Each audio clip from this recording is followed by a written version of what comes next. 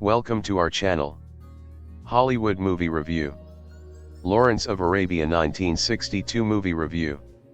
Lawrence of Arabia is a 1962 epic biographical drama film directed by David Lean and produced by Sam Spiegel through the latter's British company Horizon Pictures and distributed by Columbia Pictures. It is based on the life of T.E. Lawrence and his 1926 book 7 Pillars of Wisdom, also known as Revolt in the Desert.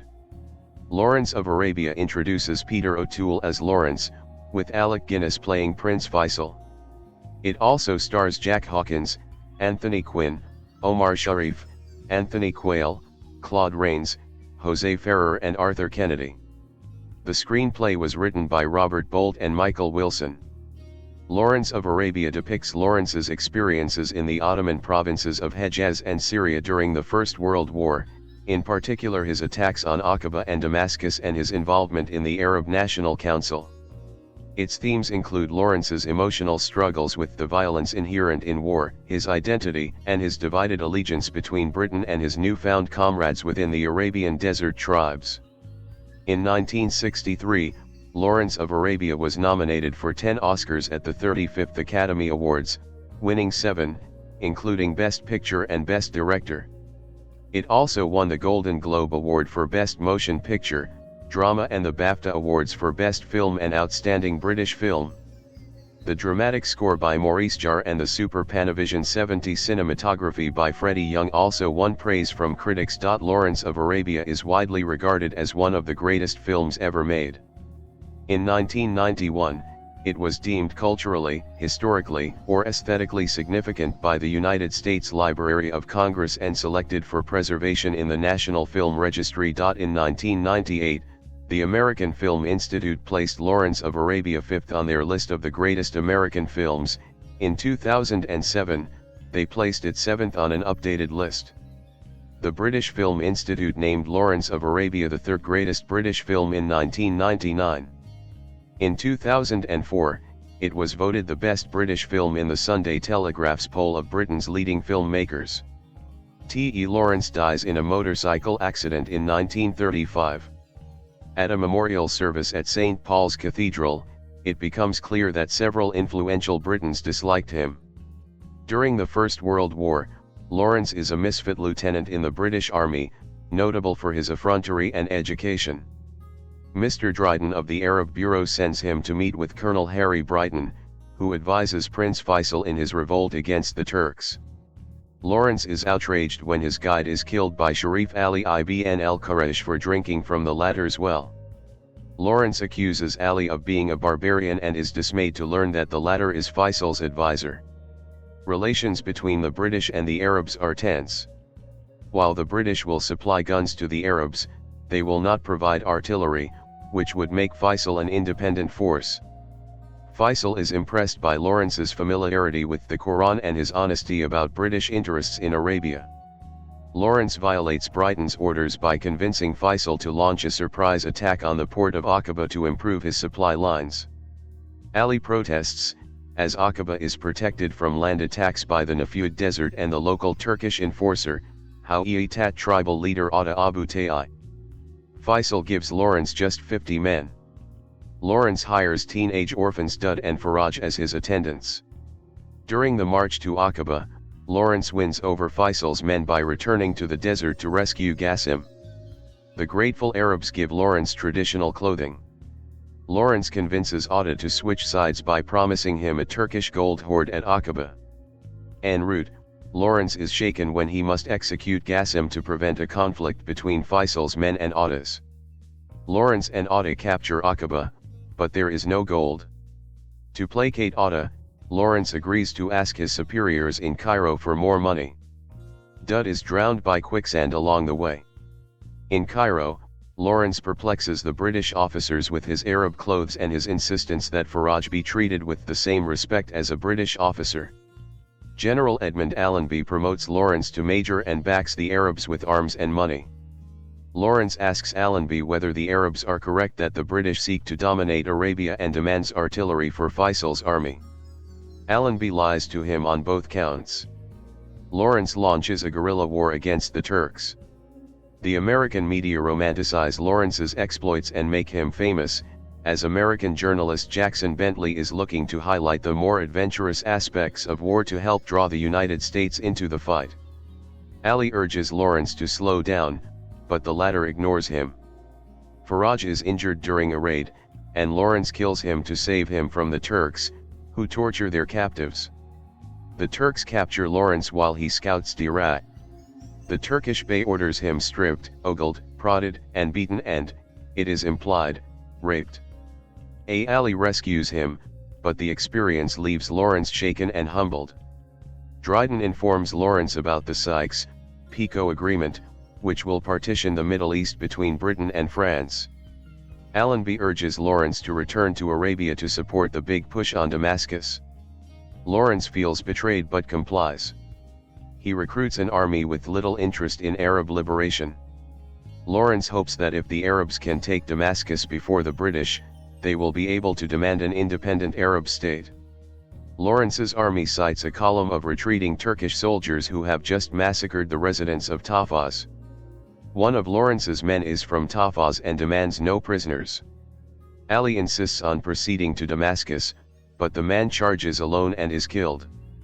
Lawrence takes up his battle cry, and the Arabs massacre the Turks. The Arabs beat the British to Damascus. Lawrence advises them to run the city without British support, but the tribesmen bicker constantly, the public utilities fail, and the understaffed hospitals barely function. Faisal discards Lawrence's dream of Arab independence in exchange for British support. Lawrence returns to the British Army.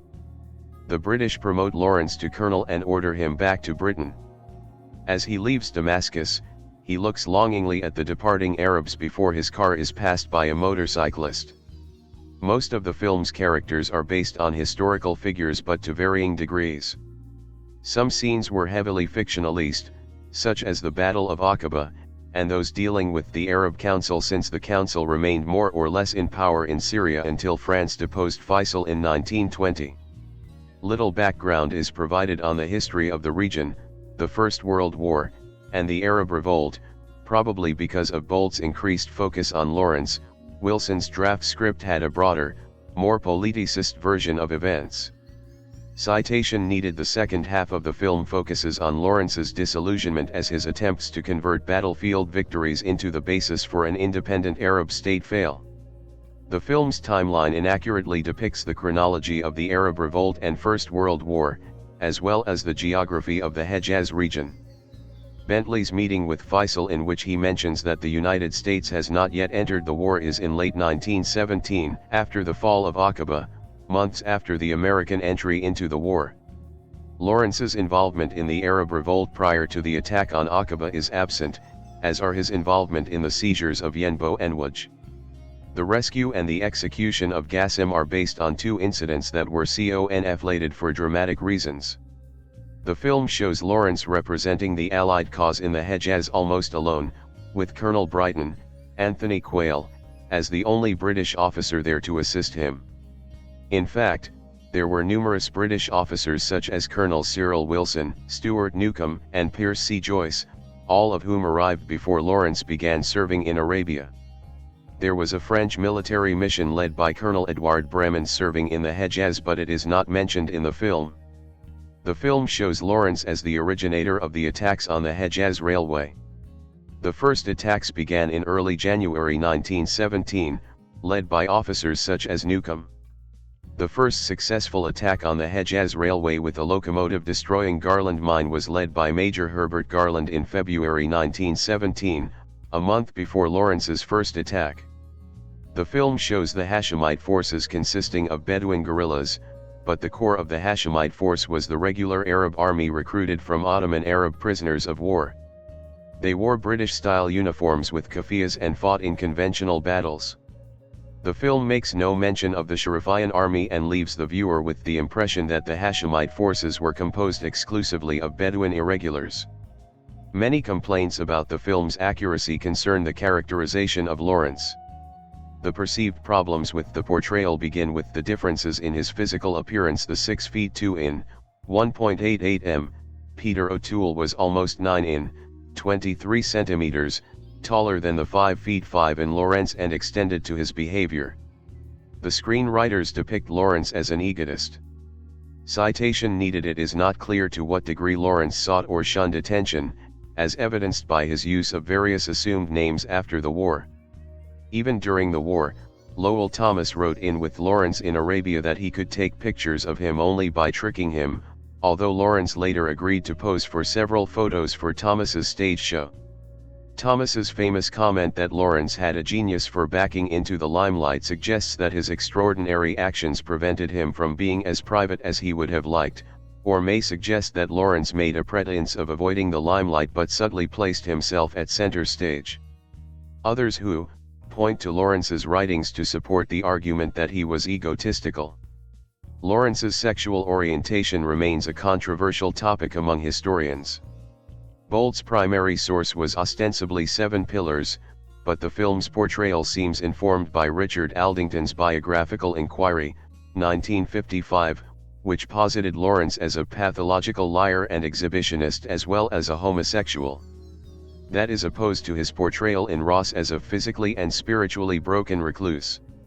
Historians like B. H. Liddell Hart disputed the film's depiction of Lawrence as an active participant in the attack and slaughter of the retreating Turkish columns who had committed the Tahfaz massacre, but most current biographers accept the film's portrayal as reasonably accurate. The film shows that Lawrence spoke and read Arabic, could quote the Quran and was reasonably knowledgeable about the region. It barely mentions his archaeological travels from 1911 to 1914 in Syria and Arabia and ignores his espionage work, including a pre-war topographical survey of the Sinai Peninsula and his attempts to negotiate the release of British prisoners at Kut, Mesopotamia, in 1916. Lawrence is made aware of the Sykes-Picot Agreement very late in the story and is shown to be appalled by it, but he may well have known about it much earlier while he fought with the Arabs. Lawrence's biographers have a mixed reaction towards the film. The authorized biographer Jeremy Wilson noted that the film has undoubtedly influenced the perceptions of some subsequent biographers, such as the depiction of the film's Ali being a real rather than a composite character and the highlighting of the Dira incident. The film's historical inaccuracies, in Wilson's view, are more questionable than should be allowed under normal dramatic license. Liddell Hart criticized the film and engaged Bolt in a lengthy correspondence over its portrayal of Lawrence. According to Sonoma State University Associate Professor Ajay Gilawat, the portrayal of Lawrence also qualifies as a cinematic white savior. The film portrays Allenby as cynical and manipulative with a superior attitude to Lawrence, but there is much evidence that Allenby and Lawrence liked and respected each other. Lawrence once said that Allenby was an admiration of mine and later that he was physically large and confident and morally so great that the comprehension of our littleness came slow to him. The fictional Allenby's words at Lawrence's funeral in the film stand in contrast to the real Allenby's remarks upon Lawrence's death: "I have lost a good friend and a valued comrade. Lawrence was under my command, but, after acquainting him with my strategical plan, I gave him a free hand. His cooperation was marked by the utmost loyalty, and I never had anything but praise for his work, which, indeed, was invaluable throughout the campaign." Allenby spoke highly of him numerous times and much to Lawrence's delight publicly endorsed the accuracy of 7 Pillars of Wisdom. Although Allenby manipulated Lawrence during the war, their relationship lasted for years afterwards, indicating that in real life they were friendly, if not close. The Allenby family was particularly upset by the Damascus scenes, in which Allenby coldly allows the town to fall into chaos as the Arab Council collapses. Murray was initially skeptical of the Arab revolt's potential but thought highly of Lawrence's abilities as an intelligence officer. It was largely through Lawrence's persuasion that Murray came to support the revolt. The intense dislike shown toward Lawrence in the film is the opposite of Murray's real feelings, but Lawrence seemed not to hold Murray in any high regard. The depiction of Atta Abu Ta'i as a man interested only in loot and money is at odds with the historical record. Although Atta at first joined the revolt for monetary reasons, he became a steadfast supporter of Arab independence, notably after Aqaba's capture. Despite repeated bribery attempts by the Turks, he took their money but remained loyal to the revolt and went so far as to knock out his false teeth, which were Turkish-made.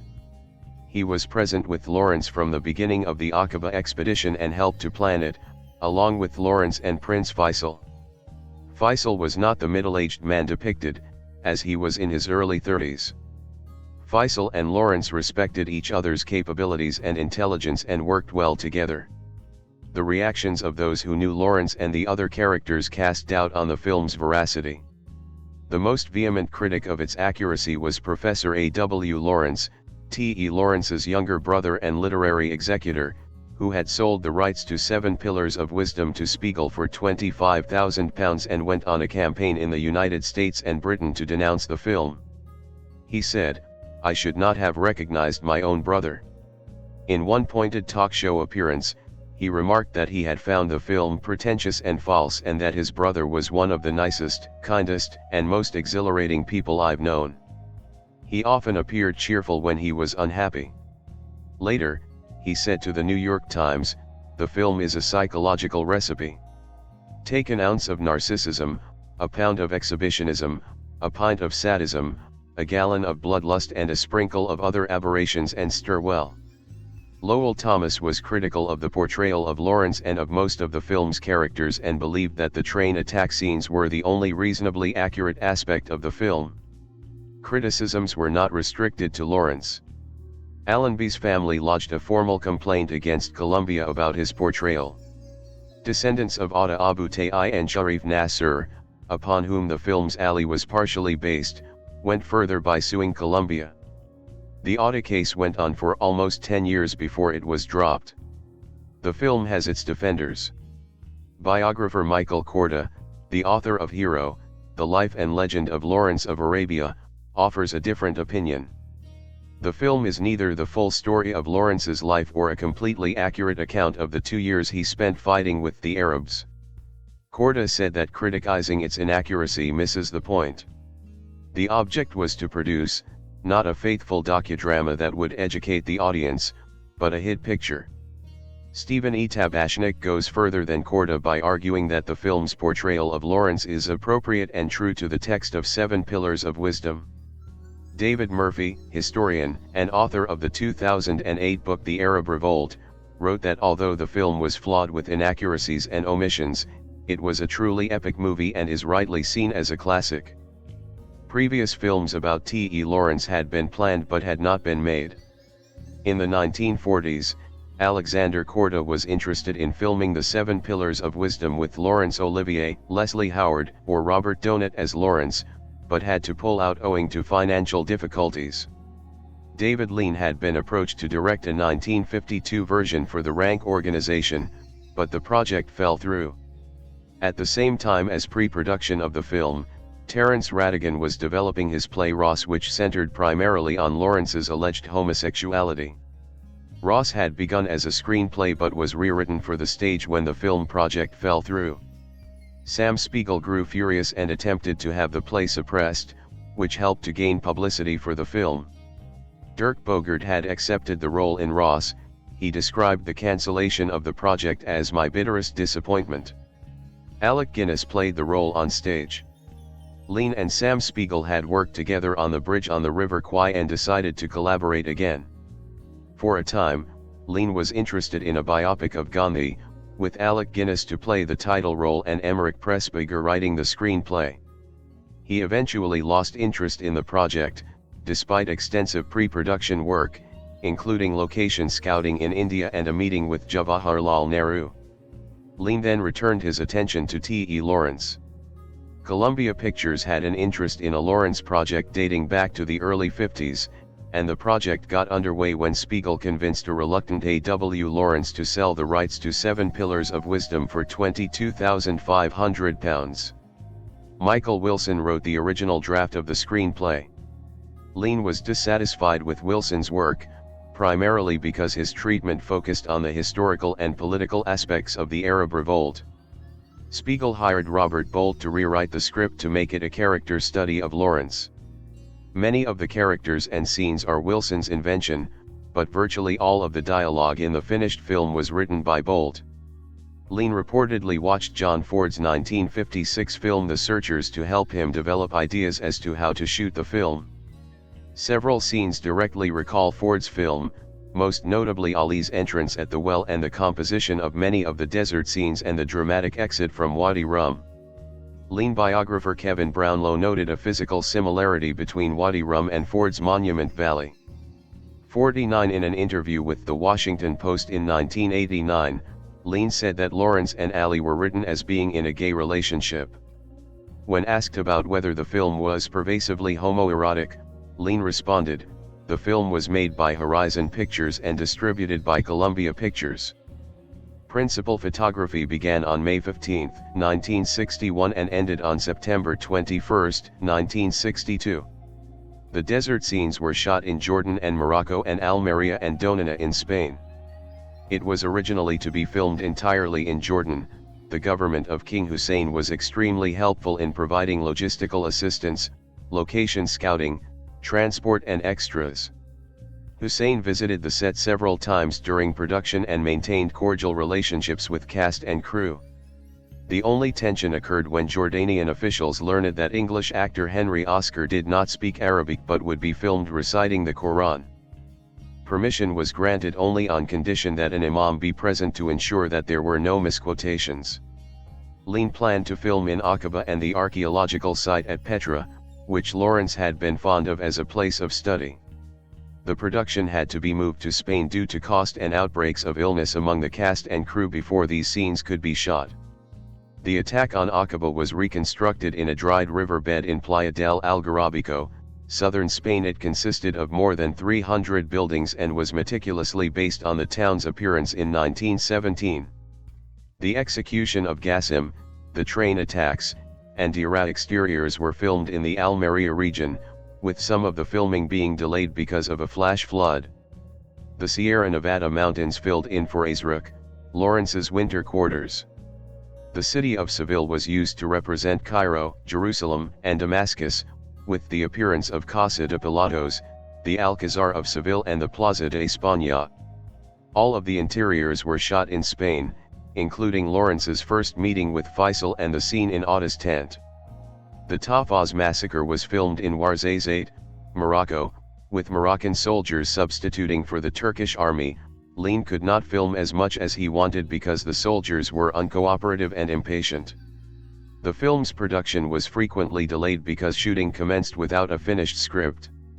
Wilson quit early in the production and the playwright Beverly Cross worked on the script in the interim before Bolt took over, although none of Cross's material made it to the film. When Bolt was arrested for taking part in an anti-nuclear weapons demonstration, Spiegel had to persuade him to sign a recognizance of good behavior to be released from jail and continue working on the script. O'Toole was not used to riding camels and found the saddle to be uncomfortable. During a break in filming, he bought a piece of foam rubber at a market and added it to his saddle. Many of the extras copied the idea and sheets of the foam can be seen on many of the horse and camel saddles. The Bedouin nicknamed O'Toole Abu Isfanjay, meaning father of the sponge. During the filming of the Aqaba scene, O'Toole was nearly killed when he fell from his camel, but it stood over him, preventing the extras' horses from trampling him. Coincidentally, a very similar mishap befell the real Lawrence at the Battle of Abu el-Lisl in 1917. Super Panavision technology was used to shoot the film, meaning that spherical lenses were used instead of anamorphic ones, and the image was exposed on a 65 mm negative, then printed onto a 70 mm positive to leave room for the soundtracks. Rapid cutting was more disturbing on the widescreen, so filmmakers had to apply longer and more fluid takes. Shooting such a wide ratio produced some unwanted effects during projection, such as a peculiar flutter effect, a blurring of certain parts of the image. To avoid the problem, the director often had to modify blocking, giving the actor a more diagonal movement, where the flutter was less likely to occur. Lean was asked whether he could handle cinemascope. If one had an eye for composition, there would be no problem.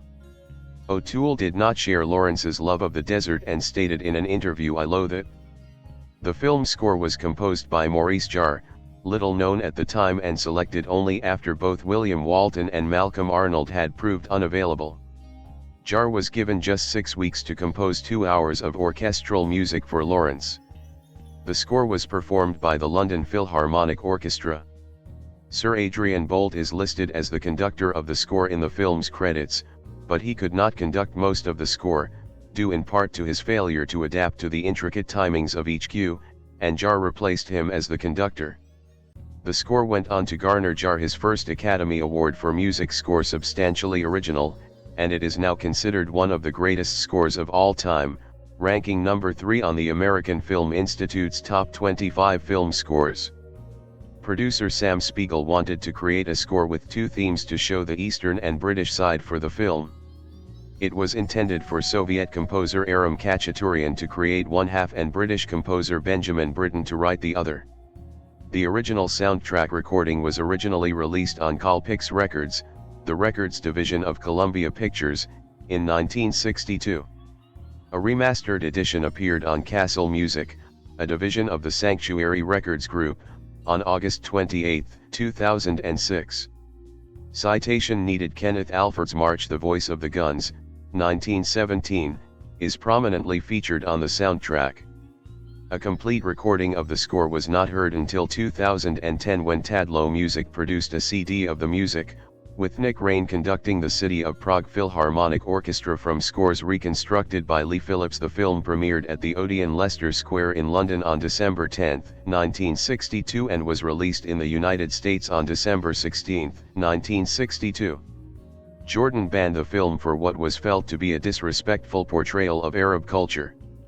Egypt, Omar Sharif's home country, was the only Arab nation to give the film a wide release, where it became a success through the endorsement of President Gamal Abdel Nasser, who appreciated the film's depiction of Arab nationalism. The original release ran for about 222 minutes, plus overture, intermission, and exit music.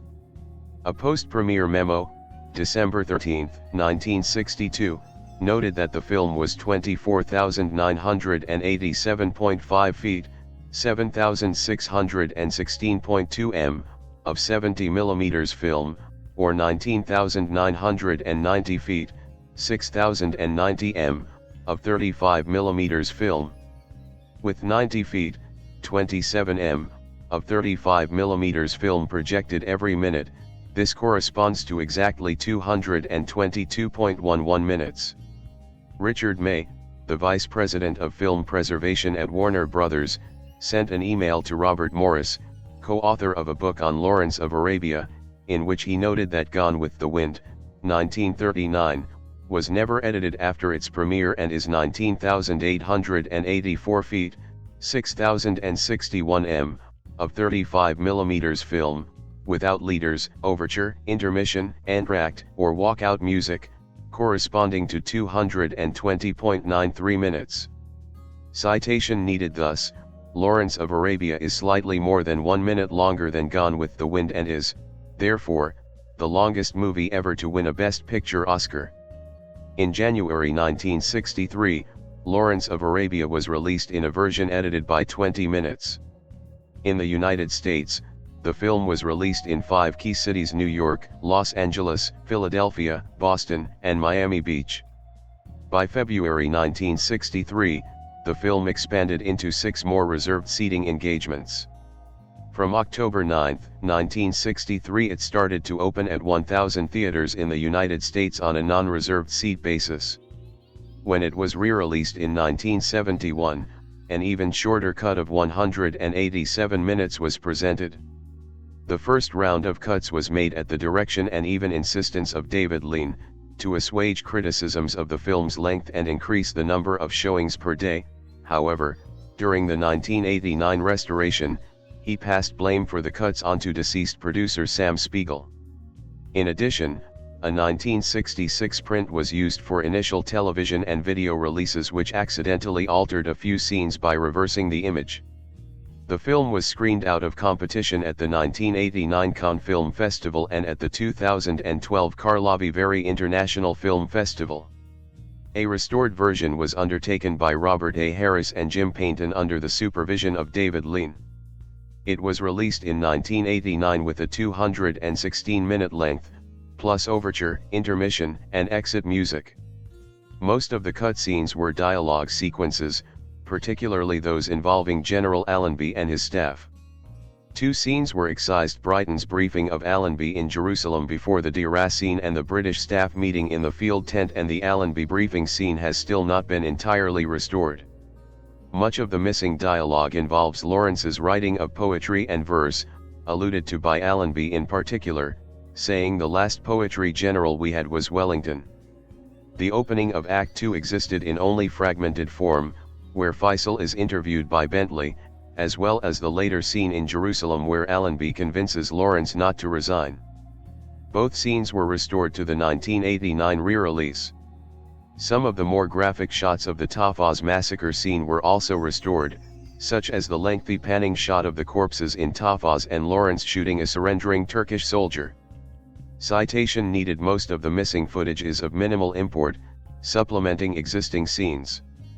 One scene is an extended version of the Dira torture sequence, which makes Lawrence's torture more overt. Other scripted scenes exist, including a conversation between Atta and Lawrence immediately after the fall of Aqaba, a brief scene of Turkish officers noting the extent of Lawrence's campaign, and the Battle of Petra, later reworked into the first train attack, but these scenes were probably not filmed. Living actors dubbed their dialogue, and Jack Hawkins's dialogue was dubbed by Charles Gray, who had provided Hawkins' voice for several films after Hawkins developed throat cancer in the late 1960s. Reasons for the cuts of various scenes can be found in Lean's notes to Sam Spiegel, Robert Bolt, and N.V. Coates. The film runs 227 minutes, 216 minutes of proper film plus 11 minutes of overture, intermission, and exit music, in the most recent director's cut available on Blu-ray disc and DVD. The initial home video release of the film was in pan and scan and lacked the full vertical height. After the film was restored in 1989, the Criterion Collection issued two Laserdisc editions, one in CAV and one in CLV. RCA/Columbia Pictures also issued a movie-only widescreen release of this restoration on Laserdisc. Lawrence of Arabia has been released in 5 different DVD editions, including an initial release as a 2-disc set, 2001, followed by a shorter single-disc edition, 2002, a high-resolution version of the director's cut with restored scenes, 2003, issued as part of the Superbit series, as part of the Columbia Best Pictures collection, 2008, and in a fully restored special edition of the director's cut, 2008. An 8K scan/4K intermediate digital restoration was made for Blu-ray and theatrical re-release during 2012 by Sony Pictures to celebrate the film's 50th anniversary. The Blu-ray edition of the film was released in the United Kingdom on September 10, 2012 and in the United States on November 13, 2012. According to Grover Crisp, Executive VP of Restoration at Sony Pictures, the new 8K scan has such high resolution that it showed a series of fine concentric lines in a pattern reminiscent of a fingerprint near the top of the frame. This was caused by the film emulsion melting and cracking in the desert heat during production. Sony had to hire a third party to minimize or eliminate the rippling artifacts in the new restored version. The digital restoration was done by Sony Colorworks de Prasad Studios and MTI Film. A 4K digitally restored version of the film was screened at the 2012 Cannes Film Festival, at the 2012 Karlovy Vary International Film Festival, at the Vijainla Internacional de Cinema in Recife, Brazil, and at the 2013 Cinequest Film and Creativity Festival in San Jose, California. In 2020, Sony Pictures reissued the film on a multi-film 4K UHD Blu-ray release called the Columbia Classics 4K Ultra HD Collection, which included other historically significant films from their library such as Dr. Strangelove, 1964, and Mr. Smith Goes to Washington, 1939. In honor of the film's 60th anniversary, the film was re-released in an individual 4-disc steelbook set by Sony Pictures, with the same substantial collection of special features as the corrected bonus disc for the Columbia Classics release. During its initial theatrical run, the film earned $15 million in box office rentals in the United States and Canada. In the United Kingdom, the film set a record by selling over 1 million tickets from 13 theaters in 6 months. The film went on to gross $70 million worldwide, including $37.5 million in North America and $32.5 million in other territories. Bosley Crowther of the New York Times called the film vast, awe-inspiring, beautiful with ever-changing hues, exhausting and barren of humanity. He further wrote Lawrence's characterization was lost within the spectacle, writing the film reduces a legendary figure to conventional movie hero size amidst magnificent and exotic scenery but a conventional lot of action film cliches. Similarly, Variety wrote that the film was a sweepingly produced, directed, and lensed job. Authentic desert locations, a stellar cast and an intriguing subject combined to put this into the blockbuster league. However, it later noted Bolt's screenplay does not tell the audience anything much new about Lawrence of Arabia nor does it offer any opinion or theory about the character of this man or the motivation for his actions. Philip K. Scheuer of the Los Angeles Times wrote, "It is also one of the most magnificent pictures, if not the most magnificent, and one of the most exasperating. The awesome majesty of the landscapes in Jordan and elsewhere, the mass movements of Bedouins and British and Turks with, of course, the ever-present camels, sweep against the eye long after one has lost the ability to exclaim in astonishment over them. And all this is Technicolor and Super Panavision 70, the finest process, under F.A. Young as director of photography. Maurice Jarre composed a score to match." A review in Time magazine felt that while Lawrence of Arabia falls far short of Quinn in dramatic impact, it nevertheless presents a vivid and intelligent spectacle. It further praised O'Toole's performance, writing he continually dominates the screen, and he dominates it with professional skill, Irish charm, and smashing good looks. Chicago Tribune wrote the photography was no less than superb and felt the script is taut and expressive and the musical score deftly attuned to the tale. Director David Lean has molded his massive material with skill, but personally I felt the film was too long. The running time is 221 minutes, or 20 minutes short of 4 hours, and in the latter part, unnecessarily bloody. A review in Newsweek praised the film as an admirably serious film. The size, the scope, the fantastical scale of his personality and his achievement is triumphantly there. It also praised the ensemble cast as all as good as they ought to be. And Peter O'Toole is not only good, he is an unnerving look-alike of the real Lawrence. He is reliably unreliable, steadily mercurial.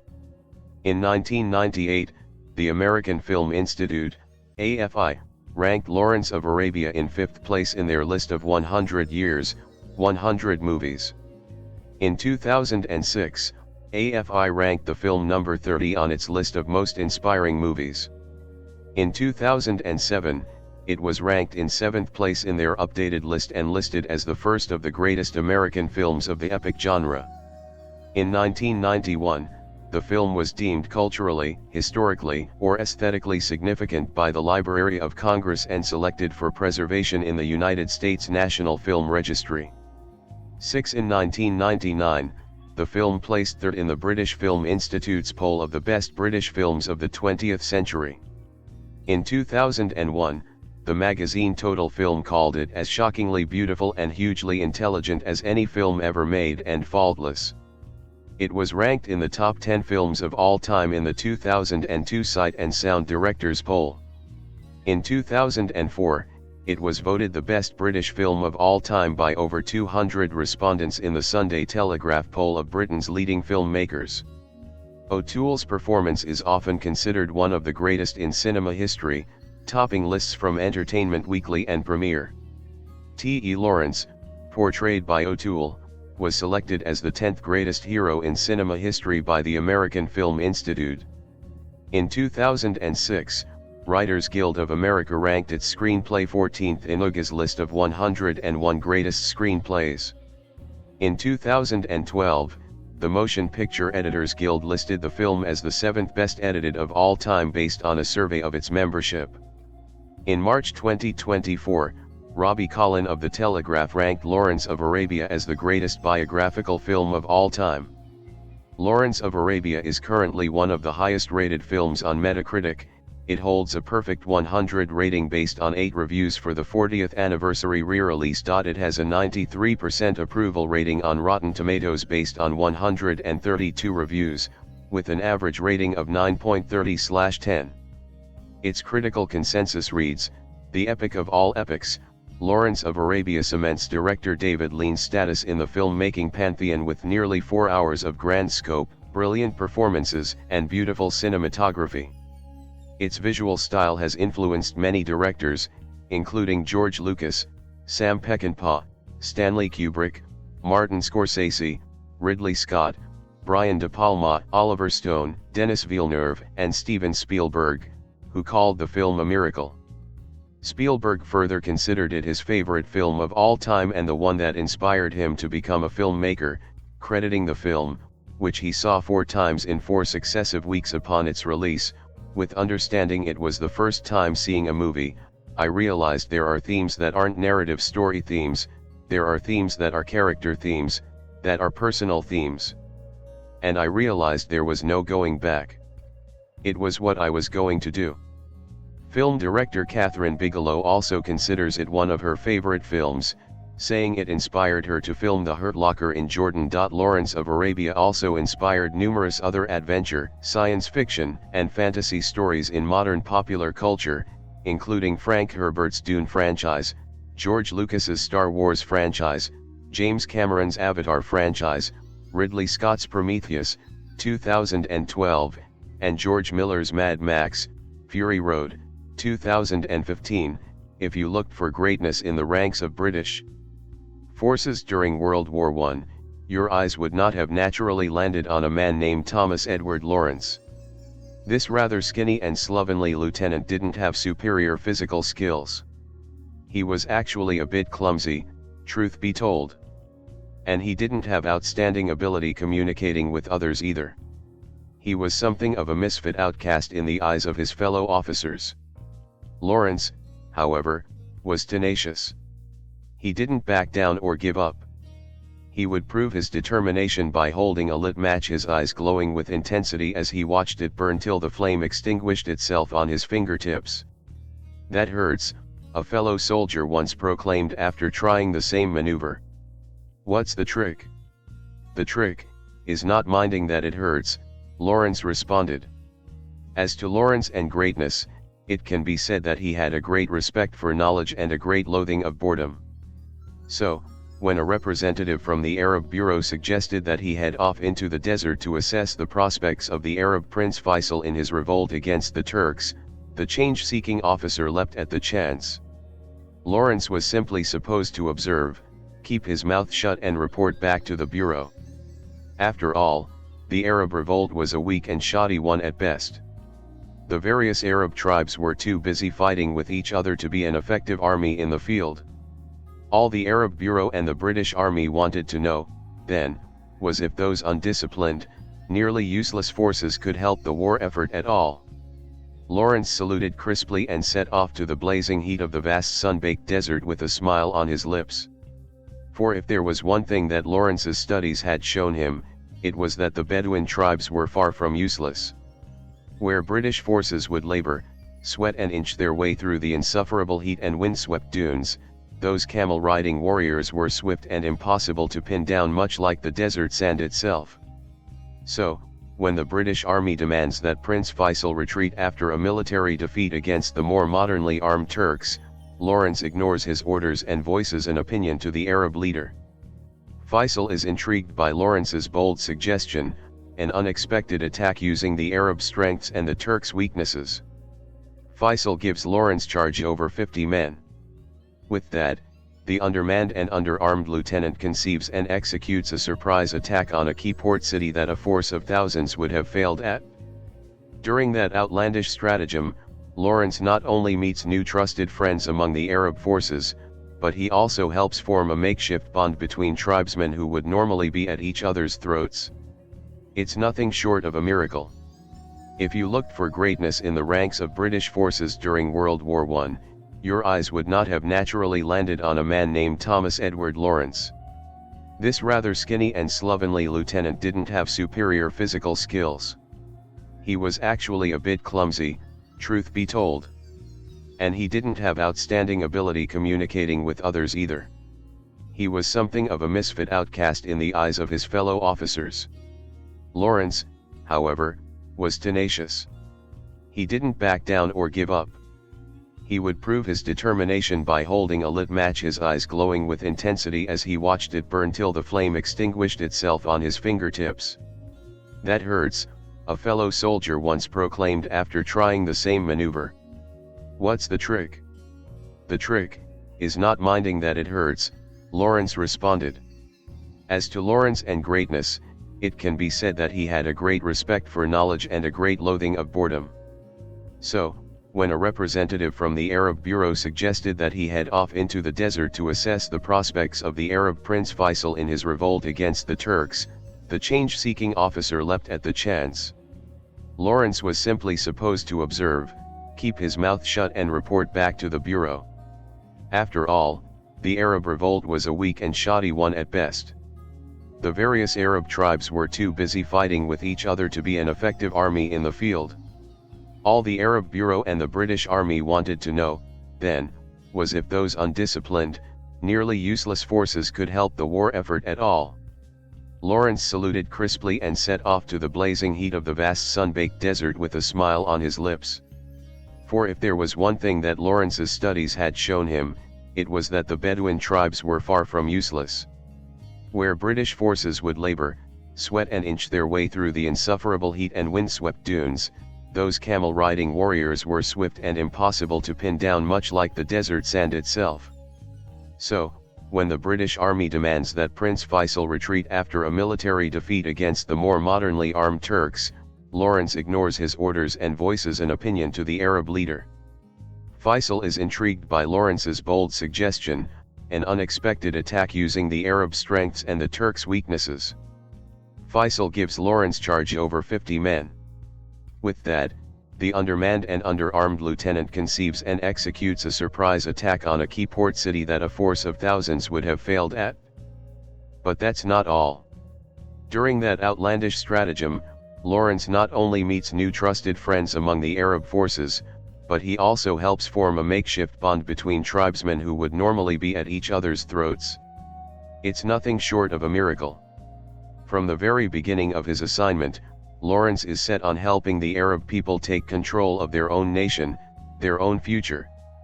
But that seems to be an impossible desire, since the many Arabic tribes are always fighting one another. At one point, Lawrence yells at a man from an opposing tribe who shoots and kills his Arab guide, "So long as the Arabs fight tribe against tribe, so long will they be a little people, a silly people. Greedy, barbarous, and cruel, as you are." Eventually he makes that point clear to many different tribesmen and helps them see the wisdom of standing together as brothers and, perhaps, fellow countrymen. The men he leads and befriends love him for his earnest efforts. One of those friends, Sharif Ali, is devoted to Lawrence and his cause. And as Lawrence is physically and emotionally wounded, more on that below, Ali diligently strives to help his friend draw back from making harmful choices and taking destructive paths. He does all he can to help his friend heal. Lawrence is not a spiritual man, but his story tends to be lightly adorned with spiritual concepts throughout. When looked at from a distance, one could easily see that Lawrence falls into his greatest failures in life when he rejects the things of God. That said, Lawrence isn't ignorant of spiritual things. When one Arab begins quoting the Quran, for instance, Lawrence is able to finish the verse and make a point with it. In time, several Muslim believers state that Allah led them to find and join up with Lawrence in his Arab uniting quest. And when Lawrence is kind to someone, a man tells him, Allah favors the compassionate. We also see how Lawrence meets and befriends Sharif Ali, who appears to be a person of faith. He calls out to God when charging into battle. Ali declares that some aspects of man and nature are written and cannot be changed. Lawrence pushes back on that statement and proclaims that the things of his life aren't written until he writes them. However, Lauren's humanistic belief is later proven wrong in a painful way involving another man's death. In time, Lawrence takes on an almost spiritual role for many of the men fighting for him. Some think of him as a prophet. And Lawrence even comes to see himself in a secularized version of that role. But in the end, he comes to realize that his godlike invincibility on the battlefield is completely false when he's painfully reminded of his very human frailty. We learn that Lawrence was born out of wedlock, and it's implied that his mother had an affair with a married man. One of the men in Lawrence's army is very effeminate, prompting an Arab leader to call the man a tulip. A Turkish officer examines a group of men for particular fair features, implying that he's looking at them sexually. He strips off Lawrence's shirt and pinches the flesh on his chest. Later, that man stands at a distance with his coat open and watches with an almost lustful expression as Lawrence is tortured. During a cavalry charge, the camera's eye slides past an open tent and we briefly see a hanging picture of a woman with bare arms and midriff. It should also be noted that there are no women with speaking roles in this film. This is a war movie. And as such, we see massive battles and sweeping conflicts that involve everything from airplanes bombing horsemen in a field to huge explosions that derail speeding trains. Men are shot by pistols, rifles, and machine guns, hacked at with swords, and run over by galloping horses and camels. The bloodiest moments are kept out of sight.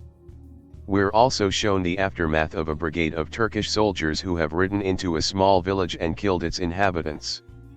There are corpses littering the ground, and women lay dead with torn clothing and their legs splayed open, implying rape.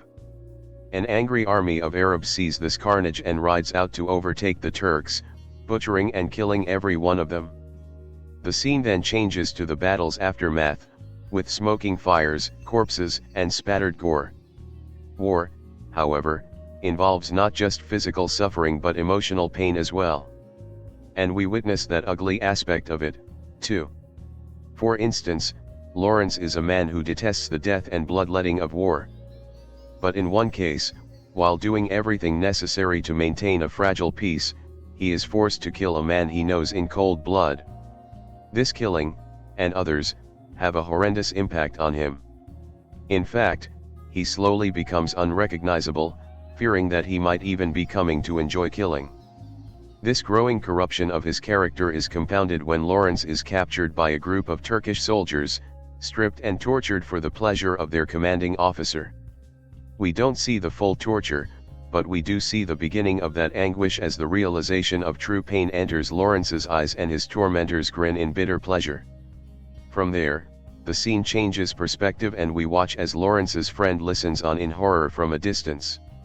Eventually, Lawrence becomes a bloodthirsty individual who loses control of himself at times, killing with wanton and blood-spattered glee. We see a young man sucked beneath the surface of quicksand. Someone's heavily bloodied back bleeds through his shirt. And someone's side is ripped open by a blasting cap. Again, the wound is kept just off-screen. Etc. For all of Lawrence's earnest effort for the Arab cause, his British superiors are far less upright. Some officers openly lie. British and French forces sign agreements that state they'll divide control of the Turkish domain including all the lands of Arabia at the end of the war. British officers let many wounded people suffer and die in an effort to gain control of an important city. We eventually see that the politically minded individuals on the British, French, and Arab sides are all equally heartless and manipulative. Lawrence of Arabia is, without a doubt, one of the most majestic examples of epic visual storytelling ever made. And even if it's not one of your favorite films, you'll have to admit that director David Lean's creation with its heat-hazed desert panoramas, soaring musical underscore, excellent acting and well-defined characters is illustrative of a rich approach to movie making that we rarely see these days. The film won 7 Academy Awards, including Best Picture, Best Director, and Best Original Score, while also launching the long-running, star-studded careers of leads Peter O'Toole and Omar Sharif. And on top of that, it's an immersive history lesson about a real-world British hero's adventures in Arabia during World War I. All of that is well worth experiencing. even in a film with a 3.5-hour runtime. If, on the other hand, you're streaming this masterpiece with the family or taking the kids to the 2024 release, courtesy of Fathom Events August 11th to 12th, in theaters, there are a few things you should be aware of.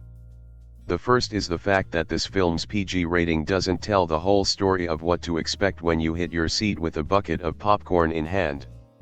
This is, for instance, a film about war. Many people die from explosions, riddling bullets, and sword slashes. The most gruesome scenes of bloodiness are kept off the screen, but younger viewers can't miss the perilous intensity of it all.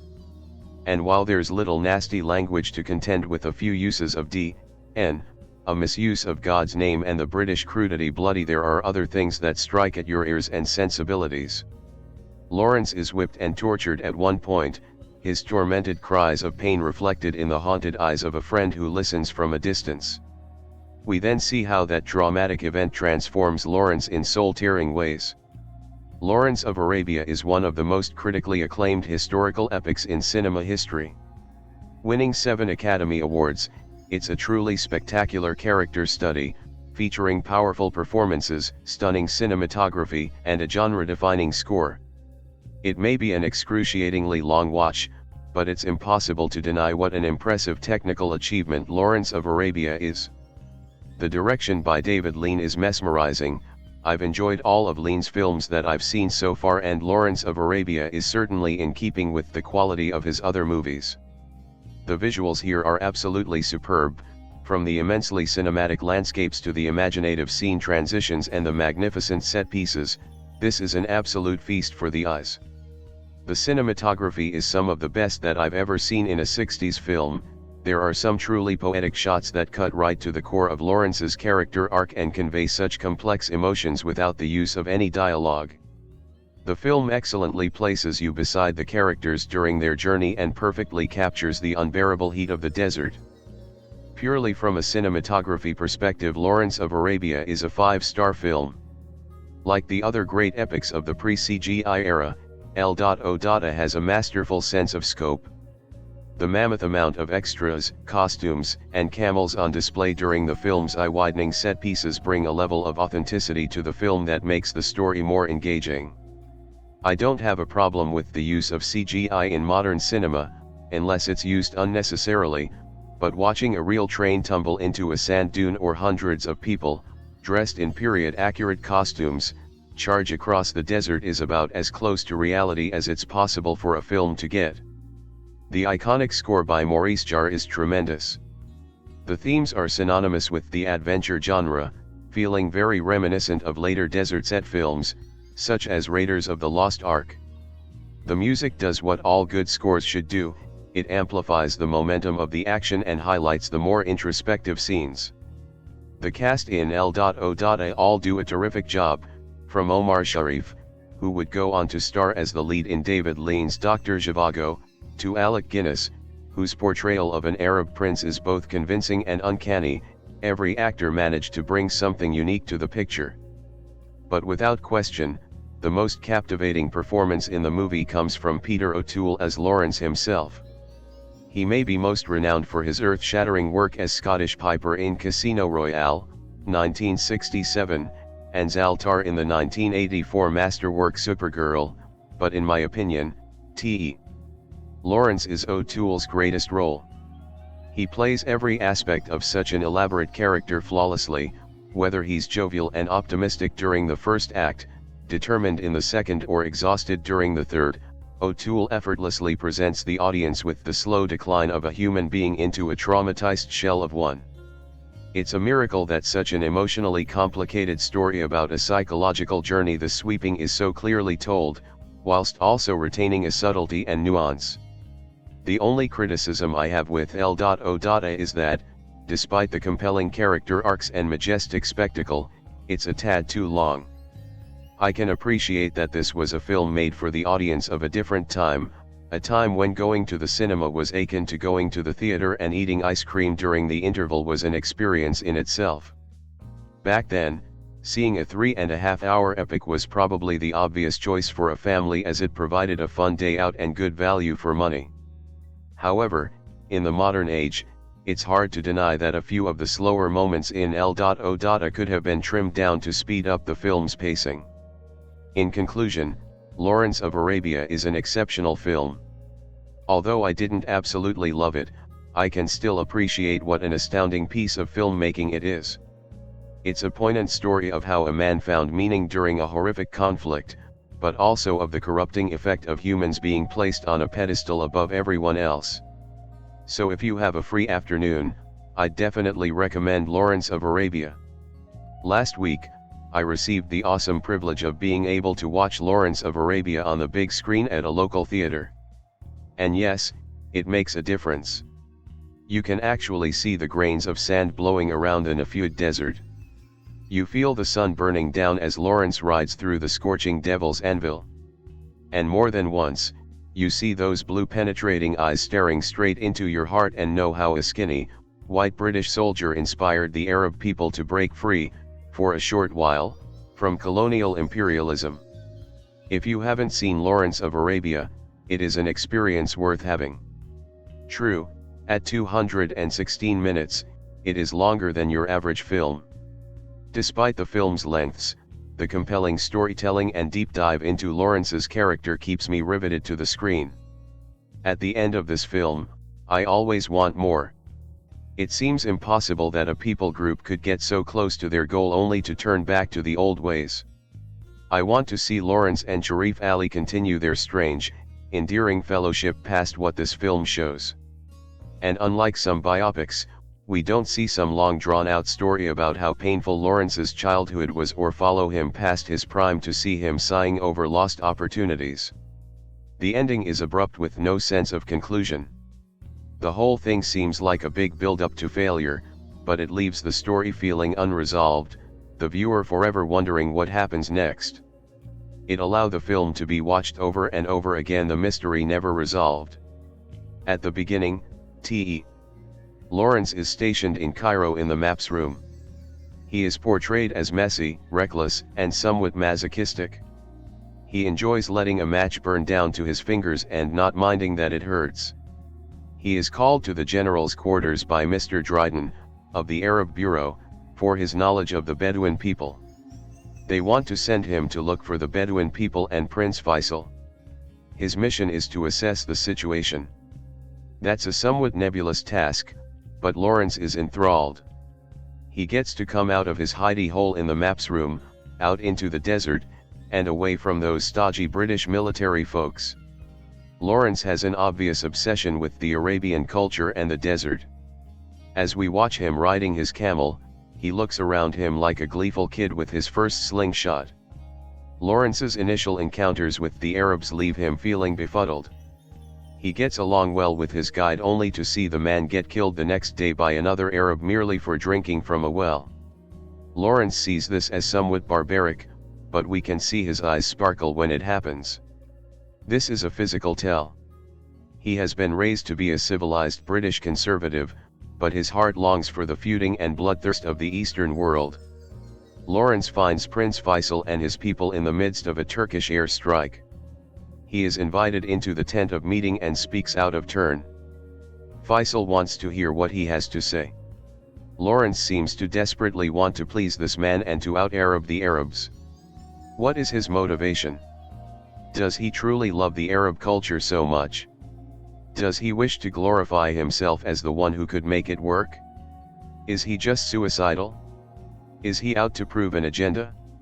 Director David Lean, genius, makes the wise choice to leave this open. He never attempts to explain Lawrence. This is why people are still obsessed with this movie 40 years later. Lawrence is a mystery. Lawrence breaks with his orders by deciding to do more than assess. He decides to help the Arabs take Damascus and will stop at nothing to make this goal a reality. Despite ridicule, the impassable desert, and what is written, nothing will keep this white boy from dreaming the impossible dream.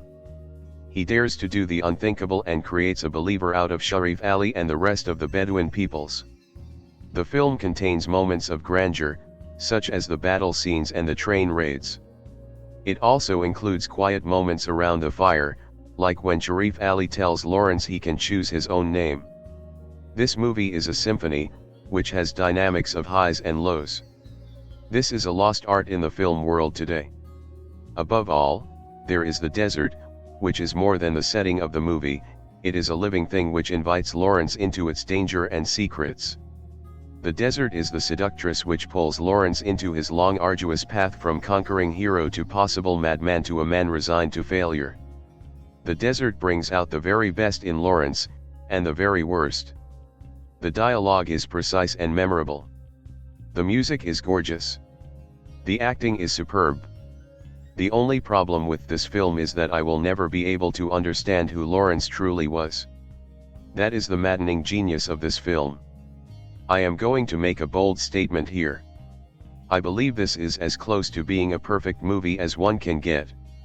It had best be regarded as an adventure story rather than a biopic, because Robert Bolt's well-written screenplay does not tell the audience anything much new about Lawrence of Arabia, nor does it offer any opinion or theory about the character of this man or the motivation for his actions. So he remains a legendary figure. I deem him one of the greatest beings alive in our time. I do not see his like elsewhere, said Sir Winston Churchill, and a shadowy one. Was he a mystic or charlatan, a brave one, an exhibitionist, fanatic, opportunist, or simply a half-nutcase? Many people have a theory. Nobody has been able to do more than guess. And one of the film's faults is that cinemagoers who don't know about the Lawrence legend may be confused. The pic starts, for instance, with his fatal motorcycle crash in England. This could seem a puzzling, irrelevant scene for those who do not know how this strange soldier met his end. Another cavil is that clearly so much footage has had to be tossed away that certain scenes are not developed as well as they might have been, particularly the ending. But to turn to the many credits, the David Lean touch gilds everything. It has clearly helped with Bolt's screenplay, which deftly pinpoints part of Lawrence's amazing life history, and is marked by telling dialogue. It shows in the cutting, where Lean has obviously worked closely with N.V. Coates. And he has helped to bring out some superb photography by F.A. Young. The film has every evidence of dedication by Lean, Spiegel, and their entire technical crew. Storyline concerns Lawrence as a young intelligence officer in Cairo in 1916. British intelligence is watching the Arab revolt against the Turks with interest as a possible buffer between Turkey and her German allies. Lawrence, Peter O'Toole, is grudgingly seconded to observe the revolt at the request of the civilian head of the Arab Bureau. Lawrence sets out to find Prince Faisal, top man of the revolt. From then on his incredible adventures begin. He persuades Faisal to let him lead his troops as guerrilla warriors. He tackles intertribal warfare, but still they arduously take the Turkish port of Aqaba. Lawrence is given the task of helping the Arabs to achieve independence, and he becomes a kind of desert Scarlet Pimpernel. He reaches Dira before the British army is in Jerusalem. He is captured by the Turks, tortured, and emerges a shaken, broken and disillusioned man. Yet still he takes on the job of leading a force to Damascus. But, though he takes Damascus and sets up a united Arab council, the natives are already at each other's throats. He finishes a beaten man, unwanted by Arabs or the British army. All his idealistic dreams have crumbled in the pitiless desert sands. Subtle clashes between individuals mark the events, but, from the filmgoer's viewpoint, it will probably be the scenic and dramatic highlights that will impress most. A ferocious attack by Lawrence and his Arabs on a scattered bunch of retreating Turks, during which Lawrence suddenly becomes fanatically smitten with the desire to shed blood, a sweeping sandstorm, a moment when Lawrence has to become executioner and shoot a native whose life he has saved, the surging, frightening camel attack on Aqaba, the slow, lonely drag through the snowy desert in winter. These are interwoven with wily scenes of politics in high places. Lean and cameraman Young have brought out the loneliness and pitiless torment of the desert with an artistic use of color and with almost every frame superbly mounted. Michael Ward's musical score is often overlooked but is always contributory to the mood of the film, and artwork, second unit lensing, costumes, and locales seem always completely right. Peter O'Toole, after 3 or 4 smallish, but effective, appearances in films, makes a striking job of the complicated and heavy role of Lawrence. This young Irishman, as and when the screenplay demands, skillfully handles Lawrence's many moods. His veiled insolence and contempt of high authority, his keen intelligence and insight, his gradual simpatico with the Arabs and their way of life, his independence, courage, flashy vanity, withdrawn moments, pain, loneliness, fanaticism, idealism, and occasional foolishness. O'Toole has a presence which will attract women tab buyers and convincingly builds up a picture of the mystery man.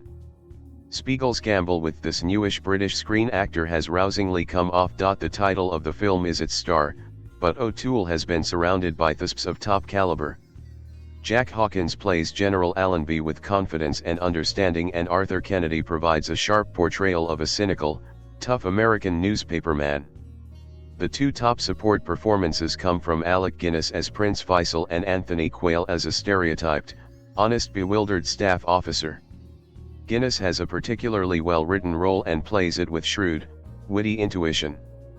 Jose Ferrer as a sadistic, homosexual Turkish bey, Omar Sharif as an Arab chief, and Claude Rains, playing the civilian boss of the Arab Bureau, a curiously inexplicable role, also lend valuable assist. Only Anthony Quinn, as a larger-than-life, proud, intolerant Arab chief, seems to obtrude overmuch and tends to turn the performance into something out of the Arabian Nights.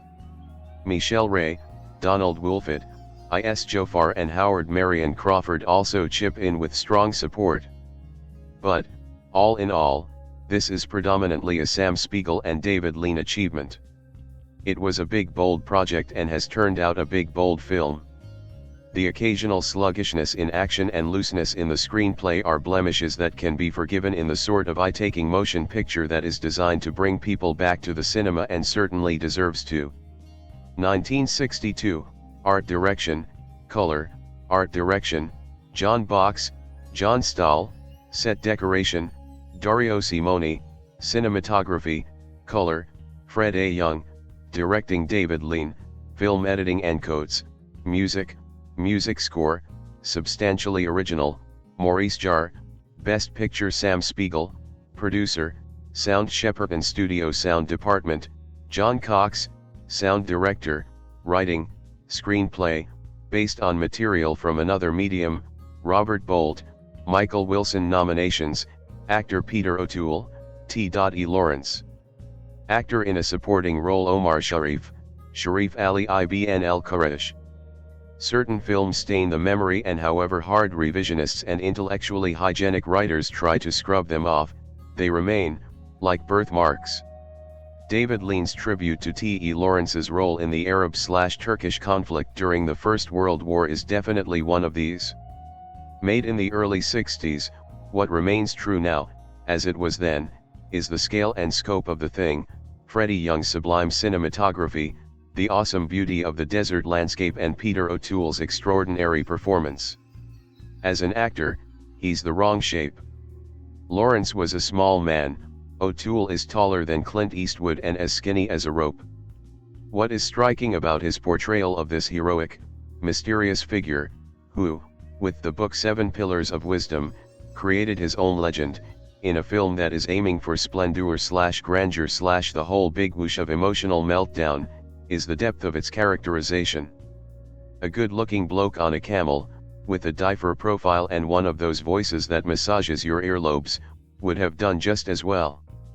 Except what O'Toole does here is act, and, for a film this size, that seems an unnecessary extension of duty, since Lawrence of Arabia is about figures in sand and rattling good battles, where dark-skinned horsemen are blown to bits and cities fall. You can't make jokes about Lean's legacy. It broke the rules of Hollywood, despite being British, by respecting the script, Robert Bolt, treating the subject seriously and allowing its lead actor, who made his name in theater, the opportunity to create a man for the season, who lives and breathes contradiction. The appearance, for the first time in a Western picture, of Omar Sharif gives the nod and wink to Arabian Nights romanticism, and Alec Guinness, as Prince Faisal, slots neatly into his Man of 8,000 Faces persona. Despite everything and nothing, there will never be another. Bring hankies. There's no shame. Lawrence of Arabia appears in an aspect ratio of approximately 2.20:1 on these 4K UHD discs. The first disc spanned 2 hours 19 minutes and 23 seconds, while the second ran 1 hour 27 minutes and 38 seconds. The movie received the treatment it deserved via this excellent Dolby Vision presentation, and sharpness seemed solid at all times. The image always came across as tight and well defined. This meant that even in the widest shots, we got strong clarity and delineation. Jagged edges and shimmering failed to occur, and I noticed no edge halos. Digital noise reduction didn't appear to be a problem, as the film presented a light layer of grain, and print flaws were a non-issue in this clean image.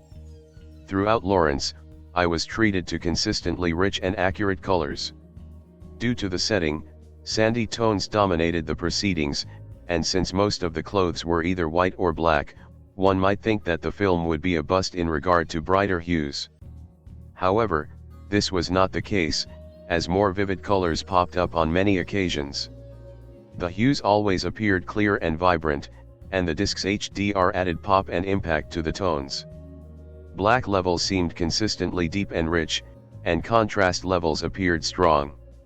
These areas were important given the many extremely bright desert scenes and the darker objects that appeared in those shots. The various tones of white were clean and accurate, and shadow detail usually seemed appropriately heavy without excessive opacity. HDR brought good punch to the whites/blacks and helped give the image excellent contrast. The only significant exceptions came from examples of day for night photography. Like many films of the period, Lawrence used a fair amount of this style, a method that usually renders the image darker than it should be. The DFN shots looked less attractive than the rest of the movie, but they seemed acceptable, and their concerns were unavoidable. Overall, the 4K UHD offered a stunning visual experience. Down-converted to Dolby True HD 7.1, the film's Dolby Atmos soundtrack appeared very good, especially for its age, as Lawrence offered a wonderfully active and involving mix.